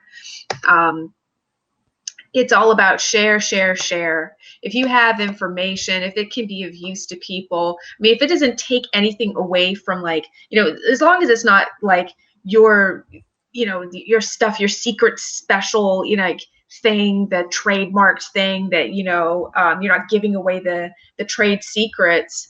I think that it's really helpful to just be in that frame of mind of like, how can I be of more service to people who are around me? You never know, like what you just shared with me today, those 2 quotes have like, they've actually shifted my thinking about everything, like just those 2 quotes. yeah. And You could have what kept that to yourself, Dawn. You could have been like, you know what, I know this, and she might know it, but I know this, but you instead shared it. And now as a result, the 174 now live views that you have, that I see on my end, you might have more. My internet's slow. Actually, how that works out, and a lot of people apparently don't know this, is so I'm seeing the back end. I don't remember what you see when you come on as a guest, but I think you pretty much see the same thing that I see. So right now it just went to 172. Wow. So where you have that green eye, 173, then you also have the reactions between the thumbs up and the smiles and those little things. Well, people that are Oh, viewing got it. this but aren't chatting like you and I are, they see those numbers put together. So right now they would see 187, but the truth of the matter is it's 100. It just went to 183. Wow, that's cool. And there's 5 reactions. So if you're Got doing the it. challenge and you go, oh, I got 250, I'm going to stop. Right. You didn't. So, Right. Yeah. so, Yeah. No, so that's good. That actually, I didn't know that until mhm. after. And luckily, like we let the broadcast run, like way past the point, like, cause we were Mhm. just kept talking because there was just more to talk about as there is. I mean, I already said, like, what was it, 15 minutes ago? Hey, Dawn, I'm going to be winding down. And look, here we are 15 minutes later, still chatting because it's that easy to stay. And thank you for that. It's been very nice. Um, yeah, It's see, been that's fun. part of the reason why I was like, okay, got to go for the 3 hours because I want to make sure that it's at least 251 for certain. So, Yes.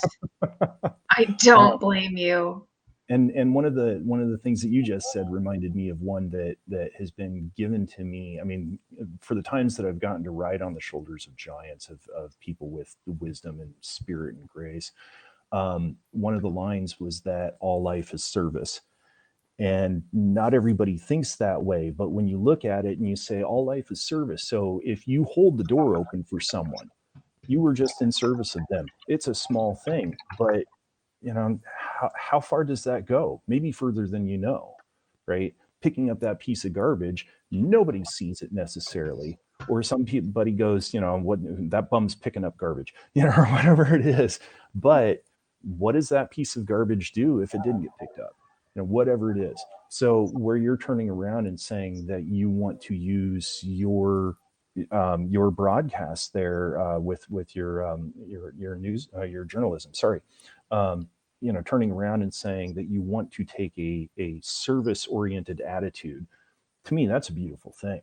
That's a beautiful thing. And I think more people need to come to that awareness, and not everybody does. Thank you, Don. And, again, I owe a lot of that to having great mentors in my life at times when it was like I needed that sort of guidance on how should I approach my career? How, and I'm constantly learning from people that I meet in, the sort of career space that's sort of becoming like the internet in a way. Like the internet has been my career space for over a decade now. And it's amazing to me that, one of the closest mentors that I have is in Australia. But that's the beauty of it too, that we do have this connectivity and that we do have this opportunity. I mean, heck, I got to record Highland bagpipes for a metal band in Greece years ago, back in the MySpace days. That was so long ago. But MySpace. But I mean, if we didn't have the internet, at least as we know it today, would I have ever connected with those guys? Highly likely not. And I mean, it wasn't great music, frankly. I mean, they were a really garbage band, and they were the first ones to tell anybody that. They just liked being a band and making albums. And they said, we know it's not good. We just like doing it, right? Exactly. Which was kind of a cool attitude too, right? I mean, they weren't trying to make slop, but they knew that they weren't Metallica or whatever, right? And I got to connect with these guys. And I mean, gosh, I can look up Marius if I ever think I'm going to Greece at this point and connect with him in real life. And, that would have been 1,000,000,001 to happen without the internet. So, if you're reaching that person in Australia or Tibet, Taiwan, Zimbabwe, whatever it is, golly, it doesn't matter. And that's great. Yeah. Totally. And while we're at this sort of like pause, you've just gone over the 200 mark with 202 live views. So you're almost there. Yeah, I know. Like I said, I need to stop playing bagpipes and figure out stuff to talk about. You know what? I could tell you right now. I'm like, just when you mentioned about the cookies. Like I can't eat any cookies at all. And that like totally has my interest because it's something I can't do. Well, and I mean, that's part of it too, is there's a lot of people that say they can't bake. And I look at it and say, no, you can bake. You don't know how yet, because a lot of people, they're taught how to cook, but they're not taught how to bake. And then when they go and grab a recipe for baking, and they don't know some of the techniques, and they just look at it like a recipe for cooking, and they just say, oh, you go 1, 2, 3, 4, 5, right? And then it comes out of the oven and it's this crazy garbage. It's like, well, okay, it's because somebody didn't tell you, pack the brown sugar. Don't leave the mixer with the flour running for 3 hours, or, or whatever. I mean, a friend of mine, in fact, the same guy that said, don't let good be the victim of great. I mentioned this to him and he said, well, like what? And I said, when you measure brown sugar, you have to pack it into the cup. He says, I'm 71 years old and I've never heard that. Like, there's my point. There you go. Exactly. And, I mean, I've had some people turn around like yourself and say, I can't eat cookies for one reason or another, and most of them are dietary. And okay, that's cool. I get it. They said, but I'd love to bake, but I've never done it because I can't eat much of this stuff. And I'm like, well, it doesn't mean you can't try this and make it, give it to other people. Make happiness through food.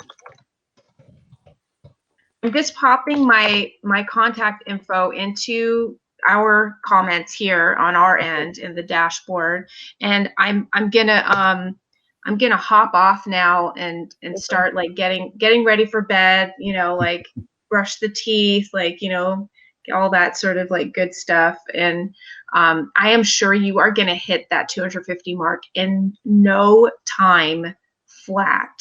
45 to go. I've invited people. I've retweeted. Like people are probably like still seeing this. Maybe pull the bagpipes out for like the last little bit, the last hurrah. 45 views. Yeah, with the signal issues, that might not quite work. Like I said, the double wall here, I was having signal problems up here. So when I had enough of a blip, I said, okay, unplug and grab the laptop, run downstairs and be closer to the router. So bagpipes are right here. So Well, it won't quite work, but I like your idea. okay. Well, thanks again so much, and I'll see you around on HAPS. I'd like that. I hope so. And I've got your email address here. You'll be very surprised with mine. It's the same, but it's my screen name. So it's just that easy.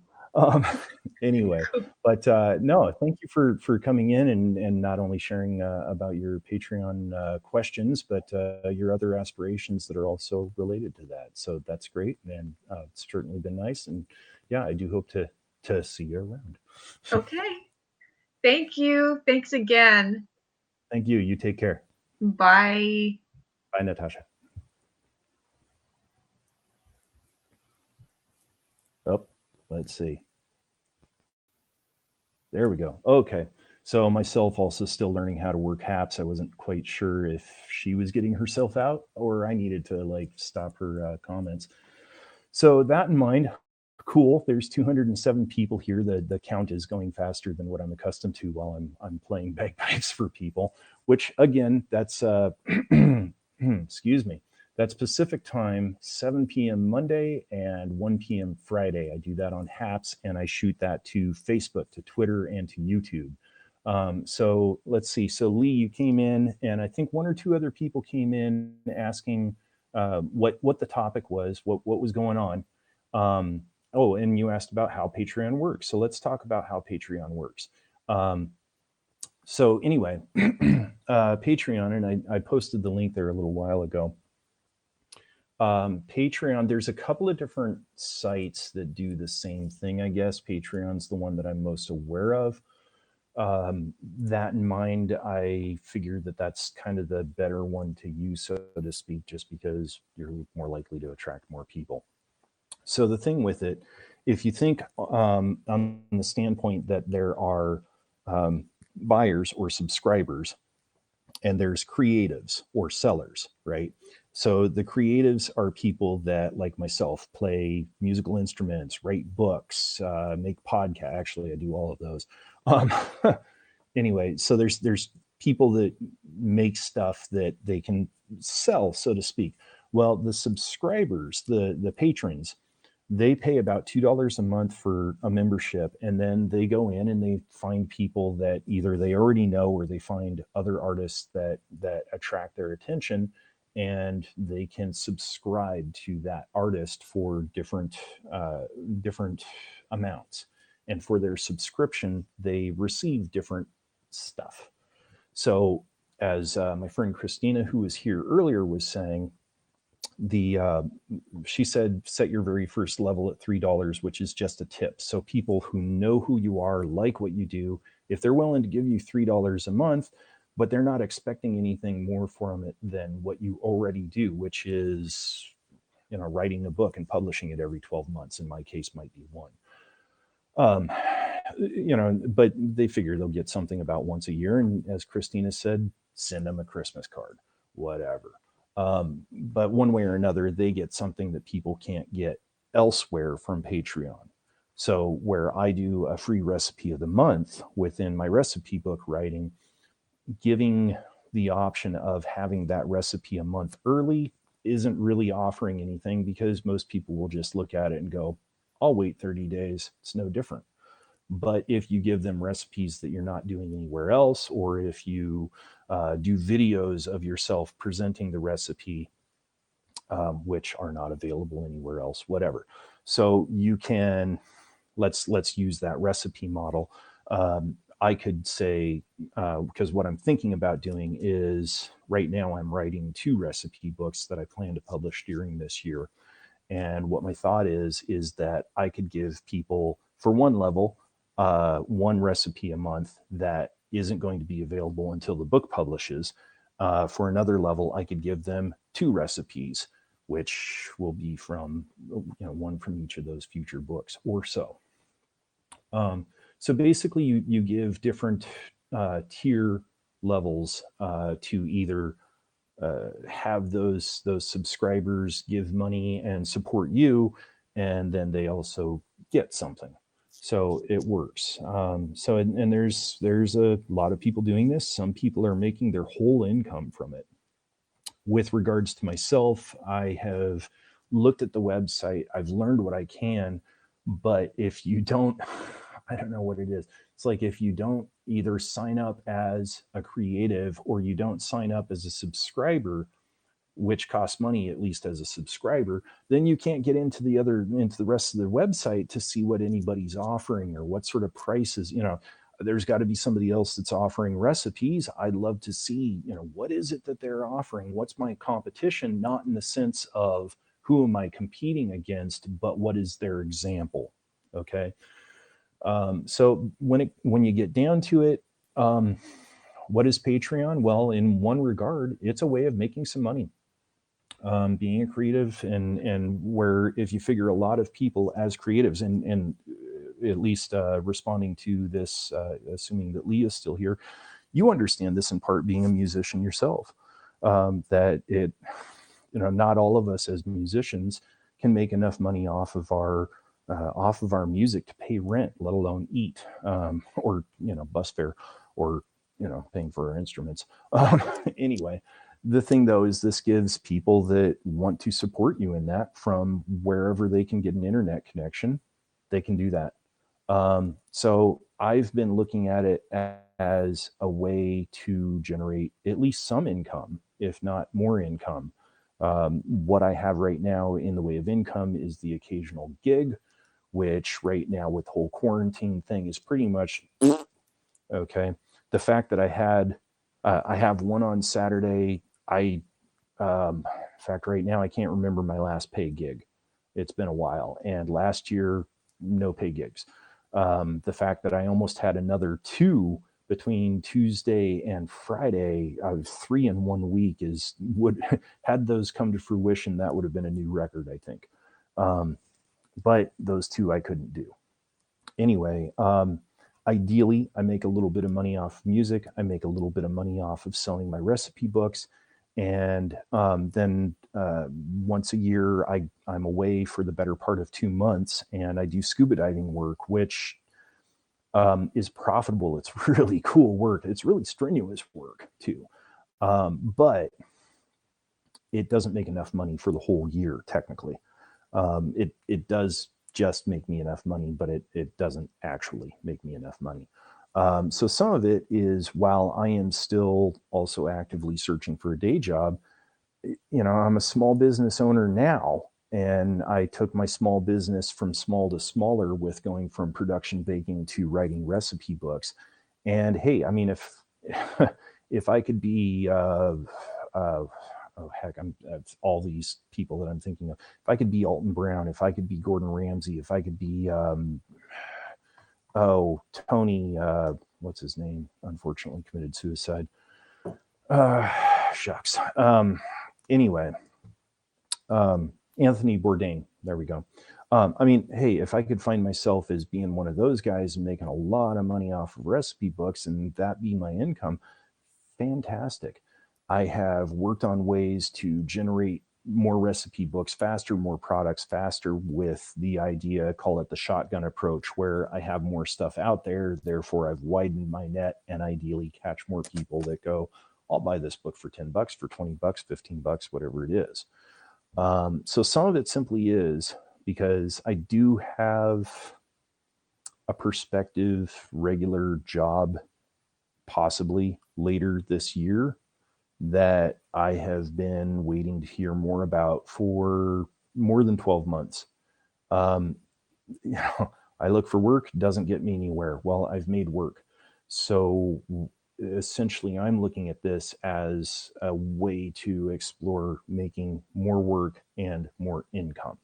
So Patreon, it's a platform that's already set up and ready to go. I just have to figure out what to offer, and then ideally approach a lot of the people that are already following those interests, particularly the cooking interest, which I have a good following on Twitter. Not huge. It's a handful of thousand people, but it's also, gee, I've got 100 or so people that want to be notified every month that I've put up a free recipe. So even getting started, if that means I have 10 people at the $3 level, hey, I won't turn down $3 a month, or excuse me, $30 a month, $3 per person. So some of this just is, I don't know that this other job is going to work out. So I'm exploring ways to make more employment for myself, Patreon being one of those.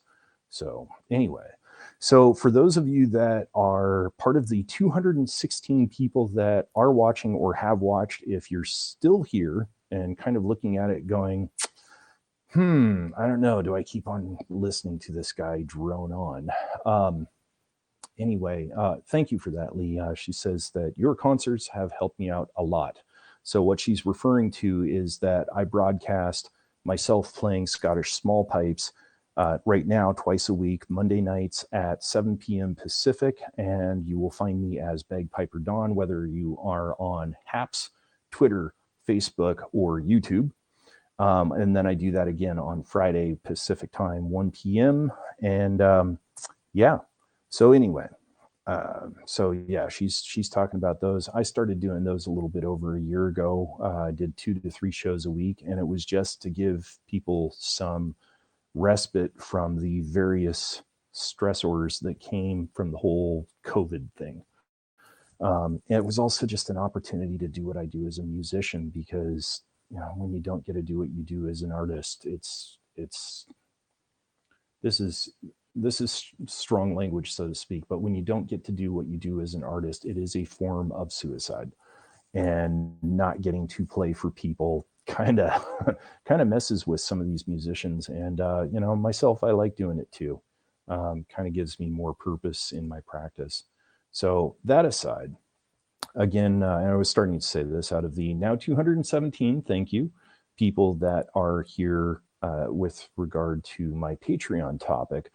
What that is I am looking to start a Patreon profile, and I'm trying to get a better understanding of how to do this, how to start with a good strategy, not necessarily how to start with a perfect strategy, but just how to get started and how to get started decently. So I have figured that there are about 3 kinds of people. And so far I've been fortunate enough to attract 2 of such people to come on and be a part of the broadcast. And it is to say, if you're watching and you say, hey, I'm one of those people, well, put a comment. If you're on HAPS, I will have you in as part of the chat. I will invite you in. So the thing is I figure there are people that are creatives that are already selling on Patreon or offering things on Patreon. I'd love to hear what your experiences are and your strategies, that sort of thing. I figured that there are people that are subscribers, and they're the ones that go, hey, there's this painter and there's this short story writer, and I support both of these folks. Or there's this podcaster and I support them. And then like Natasha, who was on just a few minutes ago and was wonderful to talk to as well. She is like me. I don't do this yet. I have questions about this. I'd like to understand a bit better how to get started, because those questions to me are just as valuable as the answers from the people that are experienced, because, like Natasha there, she asked questions that I hadn't thought of, that I hadn't asked. So, if you've got questions about, and I mean, hey, I've gotten a few of those questions answered myself. Maybe I can help answer them for you. So if you have questions, let me know. If you have experience either as a seller or as a subscriber on Patreon, let me know in the comments. If you are on HAPS, I will have you in on the chat very gladly. And we will all learn more about Patreon. So that's the whole plan here. Take a quick moment to change the subject a little bit. So you'll see that I have titled this show, Chat, Help Me Start Patreon, #HAPS Challenge. For those of you that are not familiar what the HAPS Challenge is and what HAPS is, I should really start with. HAPS is a website, HAPS, HAPPS.tv. And the thing with it is you can broadcast videos exactly like what I'm doing right now, but it allows for a few things that other locations, so far as I know, don't really allow. One of those is you can allow the website-based application to shoot the video to some of your other online locations. So tonight, right now, I've chosen to only let this shoot to my YouTube channel, which is probably really confusing for some of the people because I am Bagpiper Don everywhere. And on YouTube, I'm Bagpiper Don. But here tonight, I'm not doing anything with bagpiping. I'm talking about Patreon. But that was just where I decided to shoot this to. So HAPS lets you shoot those videos. One of the other, well, I mean, you can shoot the video like you're shooting a film, but I mean, you can send it to those other locations. So HAPS lets you feed things to other locations. That's really handy. So you cover more territory. Excuse me. One of the other things that's really groovy with HAPS is people can give you financial tips via HAPS.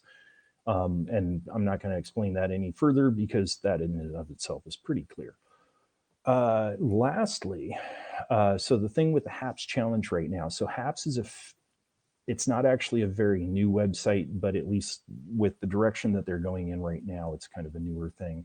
They are still perfecting some of the bugs. It is in beta mode, but so far I've been enjoying it. I've been on for not quite 50 days and I'm digging it. Okay. So anyway, the HAPS challenge, they are doing this to help promote the website. And what it comes down to is broadcasters, which is anybody that has a membership on HAPS.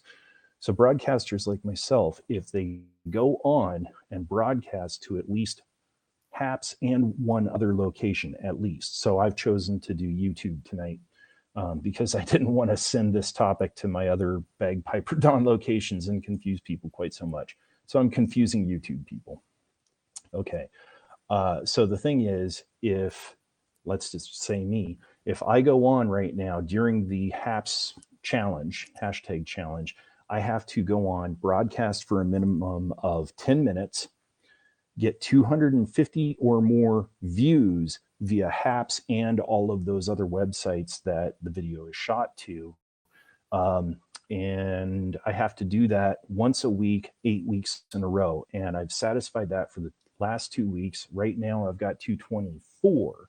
So, hey, a couple of more minutes, I'll have 250 and I'll have made my HAPS challenge already for this week. And then tomorrow night when I do my small pipe broadcast, I don't have to turn around and tell people, hey, share this, invite your friends, call your friends in, because I need to get 250 viewers. And in 8 weeks, I get a whole whopping $50 for the HAPS challenge, which, hey, here's the thing, $50, is it that much money? No, but it is getting money for doing something I'm already doing. And as a bagpiper, $50 doesn't go very far, but $50 does still buy some reeds. Okay. So it's worth it to me. So anyway, so back on the topic, as I said, HAPS helped me start Patreon.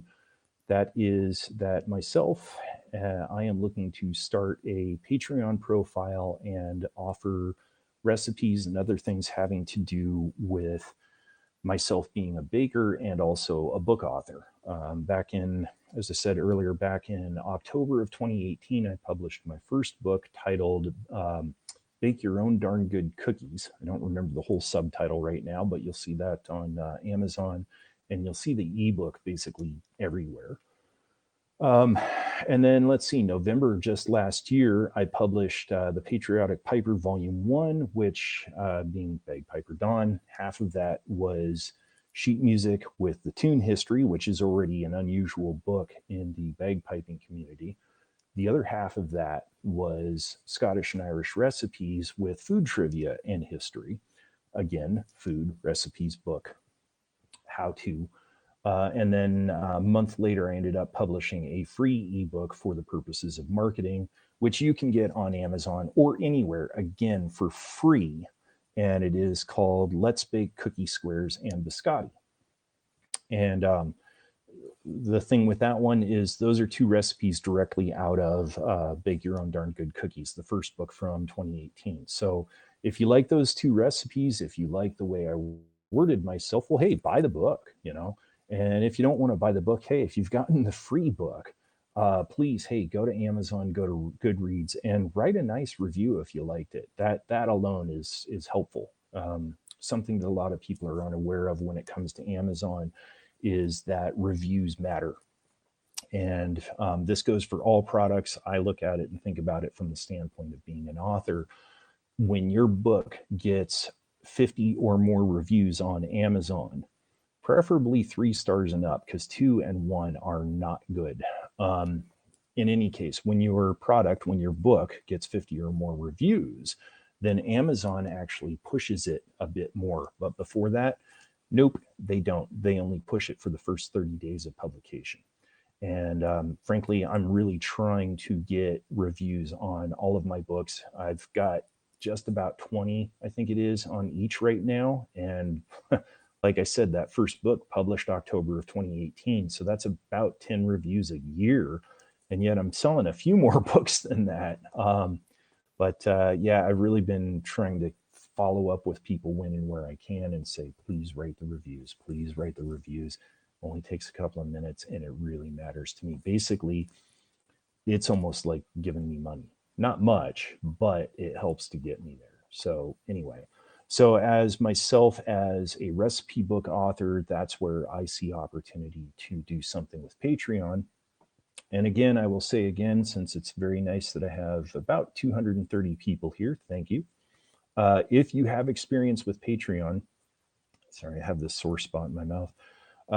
If you have experience with Patreon, either as a subscriber or as a creative, please let me know in the comments. If you are on HAPS, I will have you in as a guest on the chat here, and you can talk about your experience, and hopefully I can ask you questions, because I have experience only so far as reading the outer realms of the website, but I can't see the inside as to what other people are doing and how, so I can model what I would do off of that. And for some time, people have suggested that I start a Patreon profile. And you know, that goes back even to when I started my baking business. Prior to that, a lot of people said, oh, your cookies are really good, you should go into business. Okay, well, really what that is a compliment. Okay, it's encouragement, but it's a compliment. Can I do anything off of that? No, I can't. Okay, I can smile. You know, that's good in and of itself. But it wasn't until a friend of mine, who I dedicated my first book to, in fact, when she turned around and said, I think you should go into business, and here's how. Let me tell you about my small businesses. And she and I ended up sitting down about a week later, and she showed me a bunch of papers and talked to me, and she put my cookies in the terms that I understood from music. So basically, I was looking at cookies as the same as compact discs. And it's one of those context content sort of things, right? In context, it's sales. In content, one is CDs, one is cookies. Okay. So it started showing me not just, hey, go into business, but here's how, right? So that's really what ended up launching my small business, my baking business. And now having transitioned my company, having pivoted is the proper term within business, apparently. Having pivoted my company from baking cookies to writing recipe books, which is kind of the difference between working your tail off for no money and some happiness for at least 60 hours a week, to working your tail off 40 hours a week for pretty much no money, but a lot more happiness. You know, that's a better deal for me, particularly while I'm frankly hunting for other work. And if other work doesn't come, I still have to make my own work. So that's where I'm looking at Patreon and looking to understand Patreon understand Patreon at least somewhat better before starting Patreon. So I can start Patreon with some strategy, some knowledge, instead of going in and screwing up a bunch. I don't mind screwing up a little. I mean, I'm very DIY, and being DIY, being someone who bakes, someone who creates recipes, you have to be willing to fail. You also have to be willing to stand back up again. and try again and be willing to fail again and do something 15 or maybe even 50 times before you go, aha, I've got it. So, like I said, since now I have had and or have 332 viewers, thank you, because that helps towards my HAPS challenge. Because that was the other thing for those of you that were watching before when I explained the HAPS challenge. You also have to have hashtag HAPS challenge in the title of your broadcast to qualify for the HAPS challenge. So anyway, so right now I only need 18 more people to pass by, and then I don't have to talk about the HAPS challenge until next week. And that's beautiful, because then with my bagpipe broadcasts, my entertainment broadcasts on Monday and Friday, between Monday 7 p.m. Pacific, Friday 1 p.m. Pacific, Bagpiper Dawn on HAPS, on Facebook, on Twitter, on YouTube at those times. I don't have to talk about it then. So anyway, if I can make my 2:30 tonight, that is cool. And right now I'm headed toward that number 250. I've made 2:30. Anyway, right now I am headed toward that in record time. So I do appreciate that. So anyway, if you are on HAPS and you have been a subscriber on HAPS, if you have been a creative on HAPS, put it in the comments. Let me know if you have questions. Oh, golly, saying about HAPS. Oh, Christina might be coming back. I think I might have to re-invite you, my dear. I'm not sure. Let's see, are you feeding down to your fan page on Facebook? No, I'm only feeding to YouTube tonight, in fact, just because everything else would go to Bagpiper Dawn, and it's kind of weird.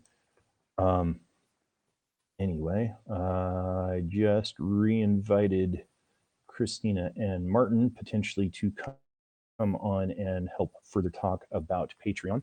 So anyway, so I was screwing up some of my language there.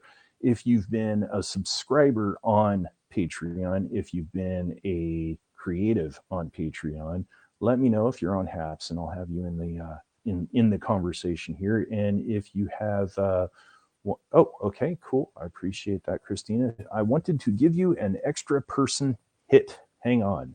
Cool. Well, I'm on HAPS and I am on YouTube tonight at Bagpiper Dawn, Bagpiper Dawn, Bagpiper Dawn. So anyway, if you've been in one of those categories in respects to Patreon, please let me know in the comments, and I would be pleased to have you on so we can talk about Patreon and I can learn about it and other people can learn about it too. And as said, if you are not already experienced with Patreon as a subscriber or as a creative, but you're in the same boat as me and you have questions, don't think that that's not worth anything. Because to me, those there was a great line years ago was questions are better than answers. And a person can think about in that different ways, including, no, they're not. Anyway, the thing is, if you have questions, those questions inspire and encourage thought, and it inspires and encourages getting those answers, therefore a better understanding. So if you are watching this and you're like myself and you're thinking of starting a Patreon profile and you've got questions, hop on here. I have ended up, ta-da, thank you, Christina and Martin, coming now from YouTube. Anyway, that's great. Anyway, so yeah, so Patreon, is it the end all be all? I don't know, but I do know, heck, there is a podcaster in England, Joanna Penn, Penn, and she does podcasts having to do with all topics in and around writing, being an author. And I haven't gotten to listen to many of her broadcasts, but they have been invaluable. And I've seen the lists of some of her different topics. And I could listen to 50 of those like right now. And they've been very valuable. Good night, Lee. Thank you for coming by. I hope you're well. Anyway, Joanna Penn, she does her podcast, and I think she even does her podcast for free. I know she has a Patreon profile, My guess is she just does I think she calls it buy me a cup of coffee. I think she just does that first tier of offering, give me a tip. Now, I also know that she writes books and writes books on writing books, writes books on being an author. And my understanding is she's an author with a six-figure salary. Is she Anne Rice? Is she Stephen King? Is she Lee Child? All this stuff. Let's see. Christina and Martin are saying, okay, now I have to get back to edits later. Stay safe, mister. Well, thank you for coming by. Thank you for giving me an additional count there. It's now up to 2:35, so I just need 15 more people to come in. Thank you for the stay safe award, Christina and Martin. I appreciate that tip here on HAPS. That is actually a financial tip. I appreciate that. It's the only one I've gotten tonight. But hey, that's okay. I have gotten some questions. I've gotten some questions answered. I have been given some ideas that are going to make my brain generate some further ideas and ideally come down to some conclusions, I guess to say. Anyway, so, a lot of authors are not six-figure people, but there are authors out there saying, hey, here's my strategy. Here's my ideas toward making 50K annum off of being an author and quitting your day job. Joanna Pinn, she's doing six figures. And I don't know about you, but $100,000 a year, even at the most minimum of what makes six figures, I could deal with that. Okay. If it was six figures in the form of $999,999, even $98, I think I could deal with that. Anywhere in that six-figure range, I think I could deal with that. Now, like I said, is she Anne Rice? Do anybody know about her in the greater world of reading and writing? Maybe not, but so far as I know, she is and I could be wrong, but as far as I know, she is the preeminent podcaster on the topic of authoring books. And like I said, she's pulling six figures. And one of the things that she's doing is she's on Patreon and she's got at least that tip level. So anyway, let me do something here real quick. Try and multitask. So, there must be something to it. There must be, I know that there are people that are paying their bills off of this. There are people that are breaking even. There are people that are showing a profit off of Patreon. Is it a get rich quick scheme? No. Is it something where you can just go on and say, oh, give me a tip and, otherwise sit back and play video game? No.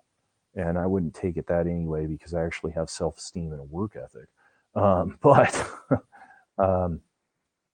Anyway, let's see. See if I can bring in a few other people to try and help my count.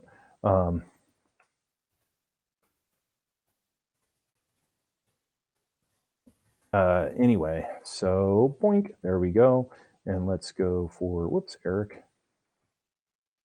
Whoops, that's Eric Levitt. There we go. Anyway, so yeah, so it's a matter of getting an understanding of Patreon. So, like I said, I don't mind going into Patreon and goofing up a little bit. I just don't want to goof up entirely. I want to start smart. I don't have to start with, the wisdom of the gods or whatever it is, right?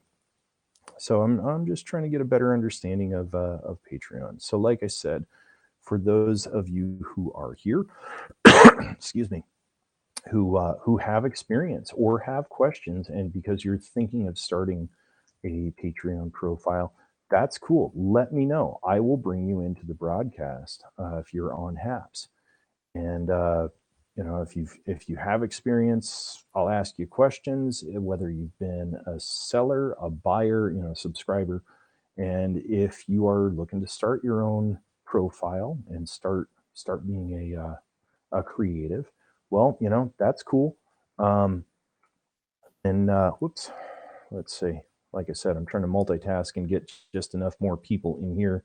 Oh, excuse me. Wow, 242. I am only 8 people away. Hey, Vince has just helped out my account here. I appreciate that. And yeah, hey Vince, if you can give a holler, I need 8 more people. Well, let's call it 9 to be safe. And I believe Vince is in California. Anyway, for 250. Let's see if we can get Mr. Bannerman to swing by. Anywho, so yeah, this is it's been a matter of trying to get a better understanding of Patreon, and to that end, having a video that other people um, can check out and learn some stuff about Patreon. Excuse me. I don't have my water. I'm starting to get dry. So let's see, Mr. John, I am not going to murder your last name because enough people murder mine. Anyway, John just gave me a subscribe there. I do appreciate that. Vince just shared this out. I also appreciate that. Calling a few other people in here, and hey, I get my 250. I can go drink some water. Let's see. Bum, bum, bum, bum, bum. So yeah, it's been 251. Yeah, well, Vince, there I'm not actually at 251 because it is your view counts plus the reactions. So 242 plus 9. Yeah, that's your 251, but it's not actually 251 yet. So I got to keep going. But still, it looks like 243. Cool. Thank you, whoever came by. It looks like I'm getting 250 in record time. So that's cool. Anyway, so yeah, the topic tonight has been Patreon, and getting started with it, getting a better understanding to get started with it. And if there are people here who have experience either as subscribers or creatives, let me know in the comments if you're here on Haps, and I will bring you in on the chat. And I'd love to hear what your experience is. I'd love to ask you some questions. And I also had Natasha Young on here earlier who, like myself, 248. Wow, I just need 2 more folks. I've made the Haps challenge for this week. That would be great. Anyway. So yeah, it's just a matter of getting a better understanding of oh, that's weird. Okay, that is plenty weird. Oh, okay. I guess I didn't have that person's handle quite right. So yeah, it's been a matter of looks like I got my 252. So I've made my Haps challenge for this week. Thank you, folks. Thank you. Excuse me again. Do need that water. Anyway, I think that is like this. I'm making a quick note. Dang it, that didn't work. So let's see. Quick note. So yeah, like I said, it's just a matter of, whoops, that doesn't work either. It's a matter of trying to get a better understanding of Patreon before starting Patreon. And like I said, well, I don't actually need to tag people now saying help my 250, but Cami Ray came by. I'm sure that she helped me with my 250 there. So I've made my Haps challenge for this week. Cami, so what I've been doing, 256. I know, it's like high five time, right? So what I've been doing is talking about Patreon tonight. And I've made my Haps challenge here with a new record time of 2 hours and 18 minutes, actually less than that, but thank you. Anyway, so Patreon, I'm thinking of starting a profile and doing things with my recipes, doing things with being an author, writing recipe books, doing videos, instructing how to cook and bake and working out recipes, and having my recipes for my upcoming books available in advance to the people that subscribe.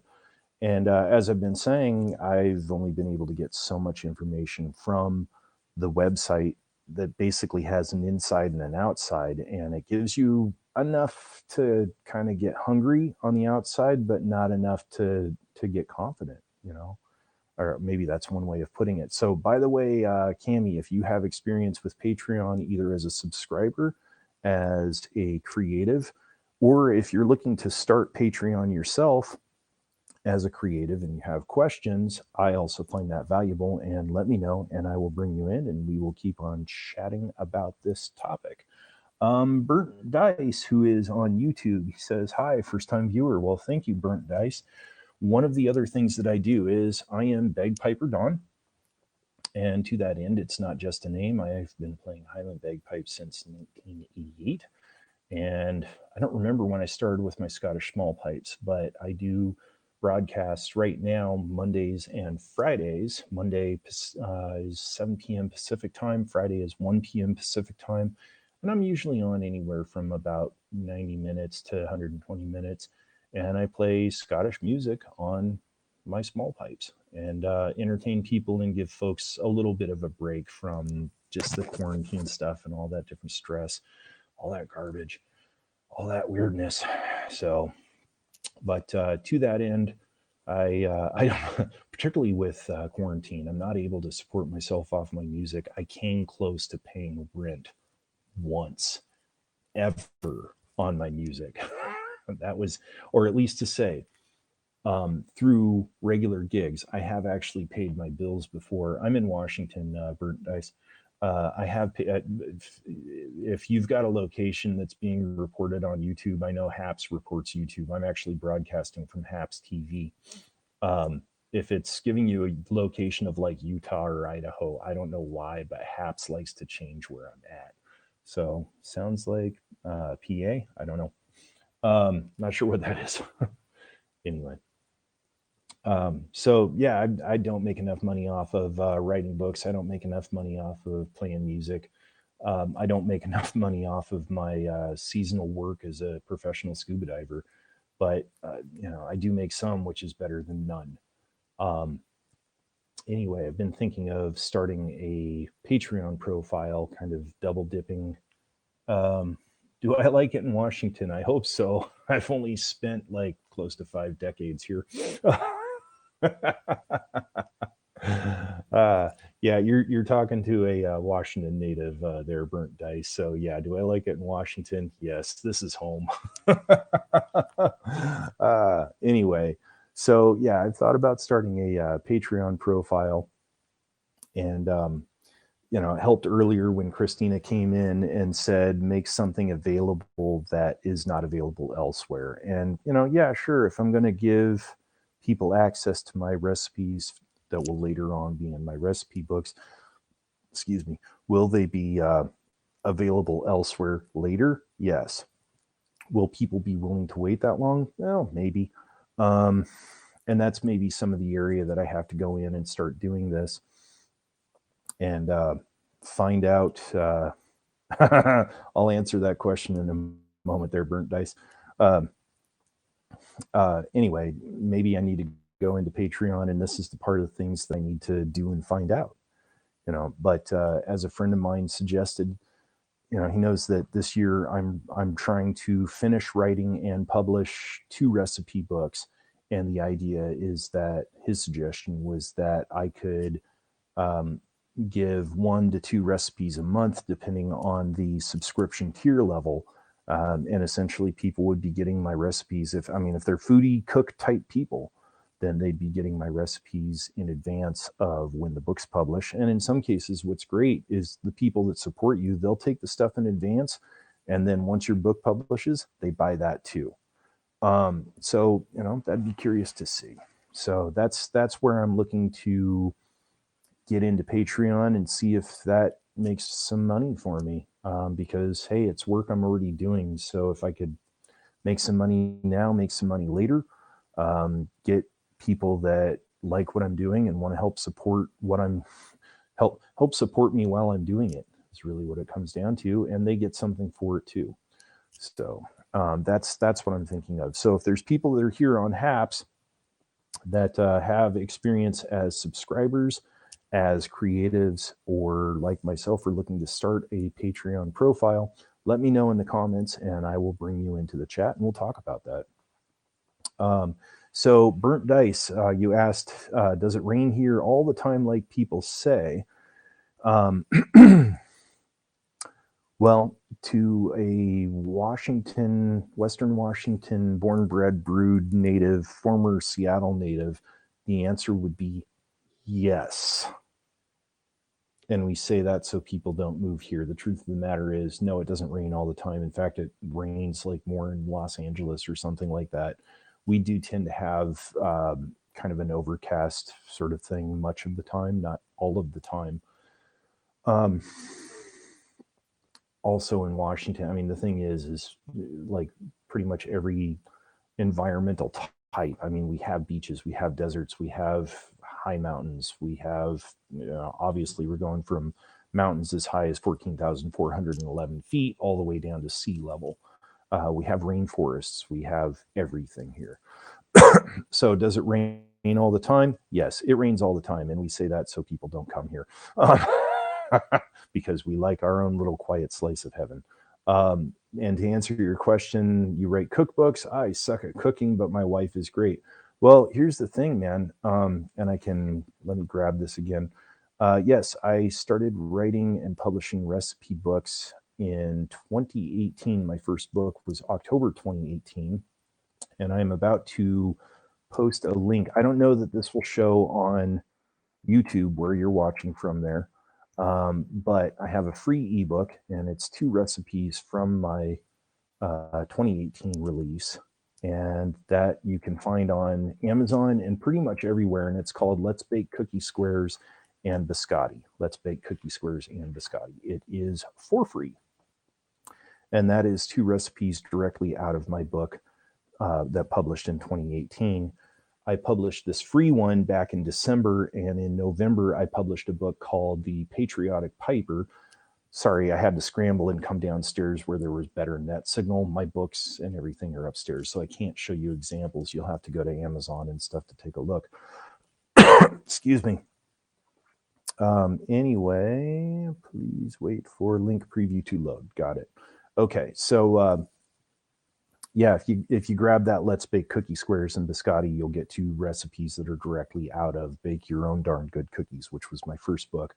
The Patriotic Piper, that is 20 Scottish American military and patriotic traditional tunes and the tune histories. And then I also have 15 Scottish and Irish recipes in there with food trivia. So yeah, I've essentially I have 2, call it 3, however you want to call it, recipe books. And I am working on publishing 2 this year. So, hey, if you want to grab your wife a couple of free baking recipes, 2 recipes, go look up Let's Bake Cookie Squares and Biscotti, and you'll find that everywhere. I mean, it's on Amazon, it's on Smashwords, Barnes and Noble, Kobo, Apple, it's everywhere. All of my books are available in ebook form, and I have them set up so they are in that same everywhere thing. And that actually happens through, well, in this case, that happens because of being on Amazon and on Smashwords. So let's see. And if you like that book, hey, I mean, the whole book, the Bake Your Own Darn Good Cookies, is like $20. So anyway, maybe your wife would dig that. So Good Looking Honky, nice screen name. Martin, hi, Peter North here, old adult film star, fantastic. Great stream tonight. Thank you, Peter. Okay. I don't know where Martin is, but okay, Peter North. Anyway, Burnt Dice says, okay, I don't want to move there because of the terrible politics. Yeah. Okay, we get our terrible politics because a lot of it moved from California, in my opinion. Tell you something, South Carolina would give Seattle, Washington a run for its money on rating. Yeah, see, that's the thing. A lot of other places can. It rains constantly for the last 8 years. I get it. The thing too is, like, a lot of people don't, it's kind of funny.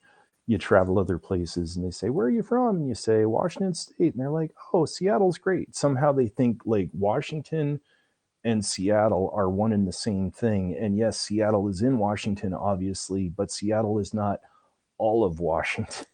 So, dog walker guy who is in Australia has swung by. He says, Bagpiper Don, good day, my friend. Well, good day to you too, Mr. Dog Walker guy.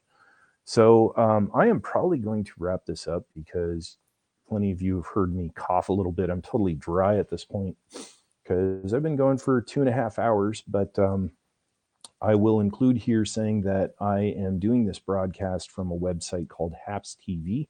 That's HAPPS.TV. And one of the things that it allows you to do is bounce your broadcast to other locations. And tonight, the only location that I am broadcasting to in addition to Happs is YouTube, but usually I also do Facebook and Twitter. Burnt Dice says, I'm from the East Coast, and the only thing, I'm not sure what the rest of that sentence is. Oh, I know from Washington, Seattle is from the grunge area. Yeah, that was a fun time. That was a fun time. I was here. Of course, like I said, born, bred, brewed. I've been here for all of it. Anyway, yeah, I've gotten to do the East Coast a little bit, not loads, but it's mostly like Florida, Virginia briefly, Washington D.C. a couple of times, New York for about like 5 or 9 days or something. Being a born, bred, brewed Washingtonian, where I grew up hiking, and my second skin was a nylon coat, or that sort of thing. Going to New York was like, whoa. That was not my gig, man. Anyway, so yeah, Happs TV. Happs allows you to shoot your broadcast to other locations.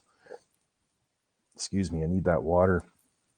And one of the things going on with Happs right now, Happs allows people who are on Happs to give tips to people that are broadcasting. And I've received one tonight, which that's very nice. I appreciate it.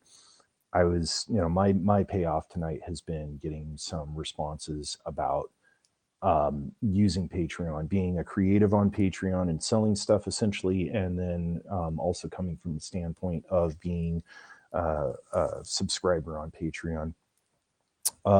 Thank you, Burnt Dice. By the way, one of the things that I've been thinking of going into is audiobook narration. So who knows? Anyway, and usually I'm thinking about enough things. I'm sitting there going, I've really been trying to get that out of my dialect. But so yeah, Happs allows you to shoot video to the other locations. Happs allows people to give people tips while they're doing a broadcast. Happs right now, to promote the website, one of the things that they're doing is what's called the Happs hashtag challenge. And you'll see that in the title of this broadcast, which is chat, help me start Patreon, hashtag Happs challenge. And the thing with that, where I've been talking about 250, this magic 250 number, the thing with that is you, for 8 weeks in a row, and this will now be, I think, 3 as of today, you have to broadcast. You have to do a broadcast that is at least 10 minutes long, has Happs challenge hashtag in the title. You have to get at least 250 viewers during that broadcast, not collectively during the week. You have to get it during that broadcast.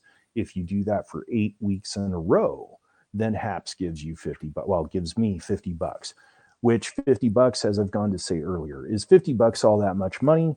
No, but usually what I'm doing with my broadcasts is I'm playing my Scottish small pipes, and I do those broadcasts 7 p.m. Monday Pacific time, 1 p.m. Friday Pacific time.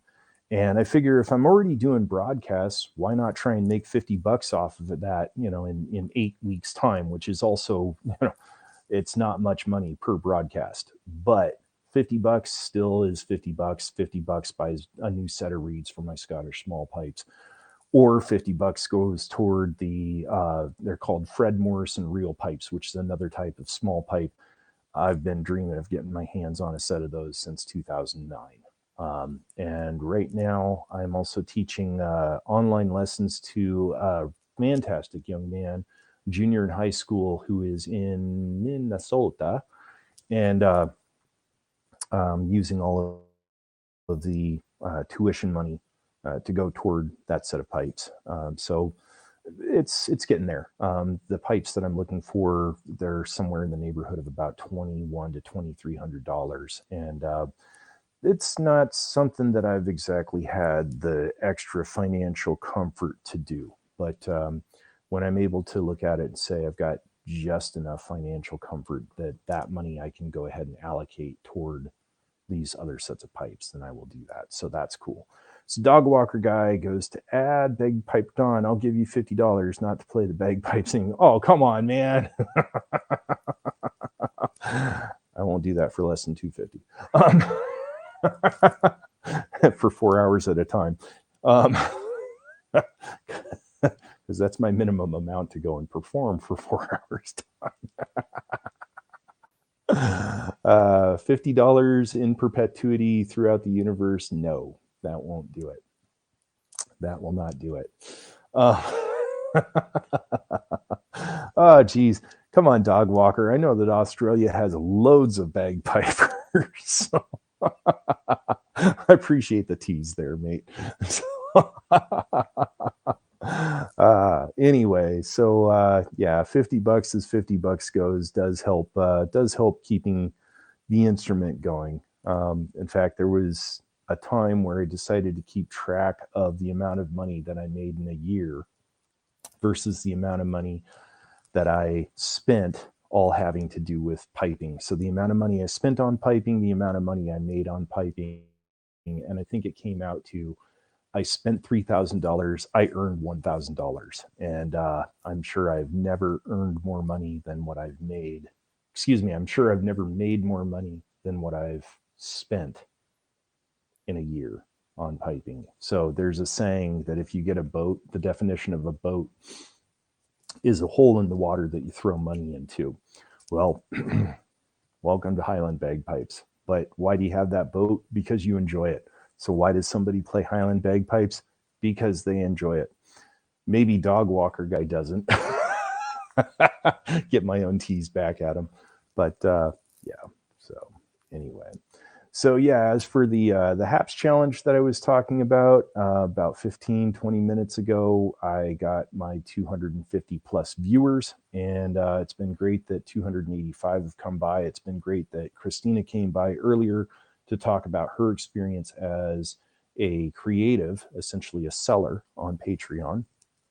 And then I also happened to get lucky with Natasha Young coming on here, who is looking like myself to start a Patreon profile. And she had questions like I do. She had questions different than mine. I was also able to answer a few of her questions coming from the answers that I've already received, which has been rather nice. So anyway, I didn't know that I was going to get my HAPS challenge satisfied for this week with this broadcast, but that's nice because now when I go and do my Monday and my Friday broadcast playing small pipes, I don't have to sit there and say, please share the broadcast, invite your friends. I need 250 some odd viewers. So that's cool. That's great. And in fact, I've got 285. I don't know that I've ever had 285 for any of this HAPS stuff yet. So that's groovy. So anyway, I'm going to call this quits. Excuse me. Wow. I'm going to go get that water, and I think I'm going to make thank you, dog walker guy. He says, you're doing awesome, mate. Going to get some water. I'm also going to get some cookies that I made last night, which are actually ones that it's a recipe I'm designing for the Christmas cookie recipe book that I aim to put out late this year. And that one, I will just tell you, it is a combination between chocolate, ginger, coffee, and rum extract. And they're good. They are good. So, hey, dog walker guy, thank you there for the high award. I do appreciate that. And that's for those of you that aren't familiar with HAPS. That's where I was saying that people can give folks tips on HAPS while they're doing a broadcast. And dog walker guy just gave me what's called a high award, and I appreciate that. Anyway, because I've also gone to say that the money that I make on HAPS doing the broadcasts, hey, once it ends up being something, that's money that I'm going to put toward those bagpipes that I want. So anyway, there's only 2 more types of bagpipes that I want for now.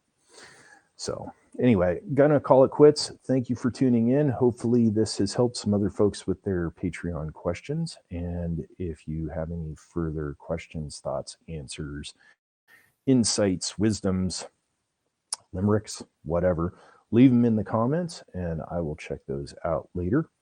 And yeah, okay. Have a good night.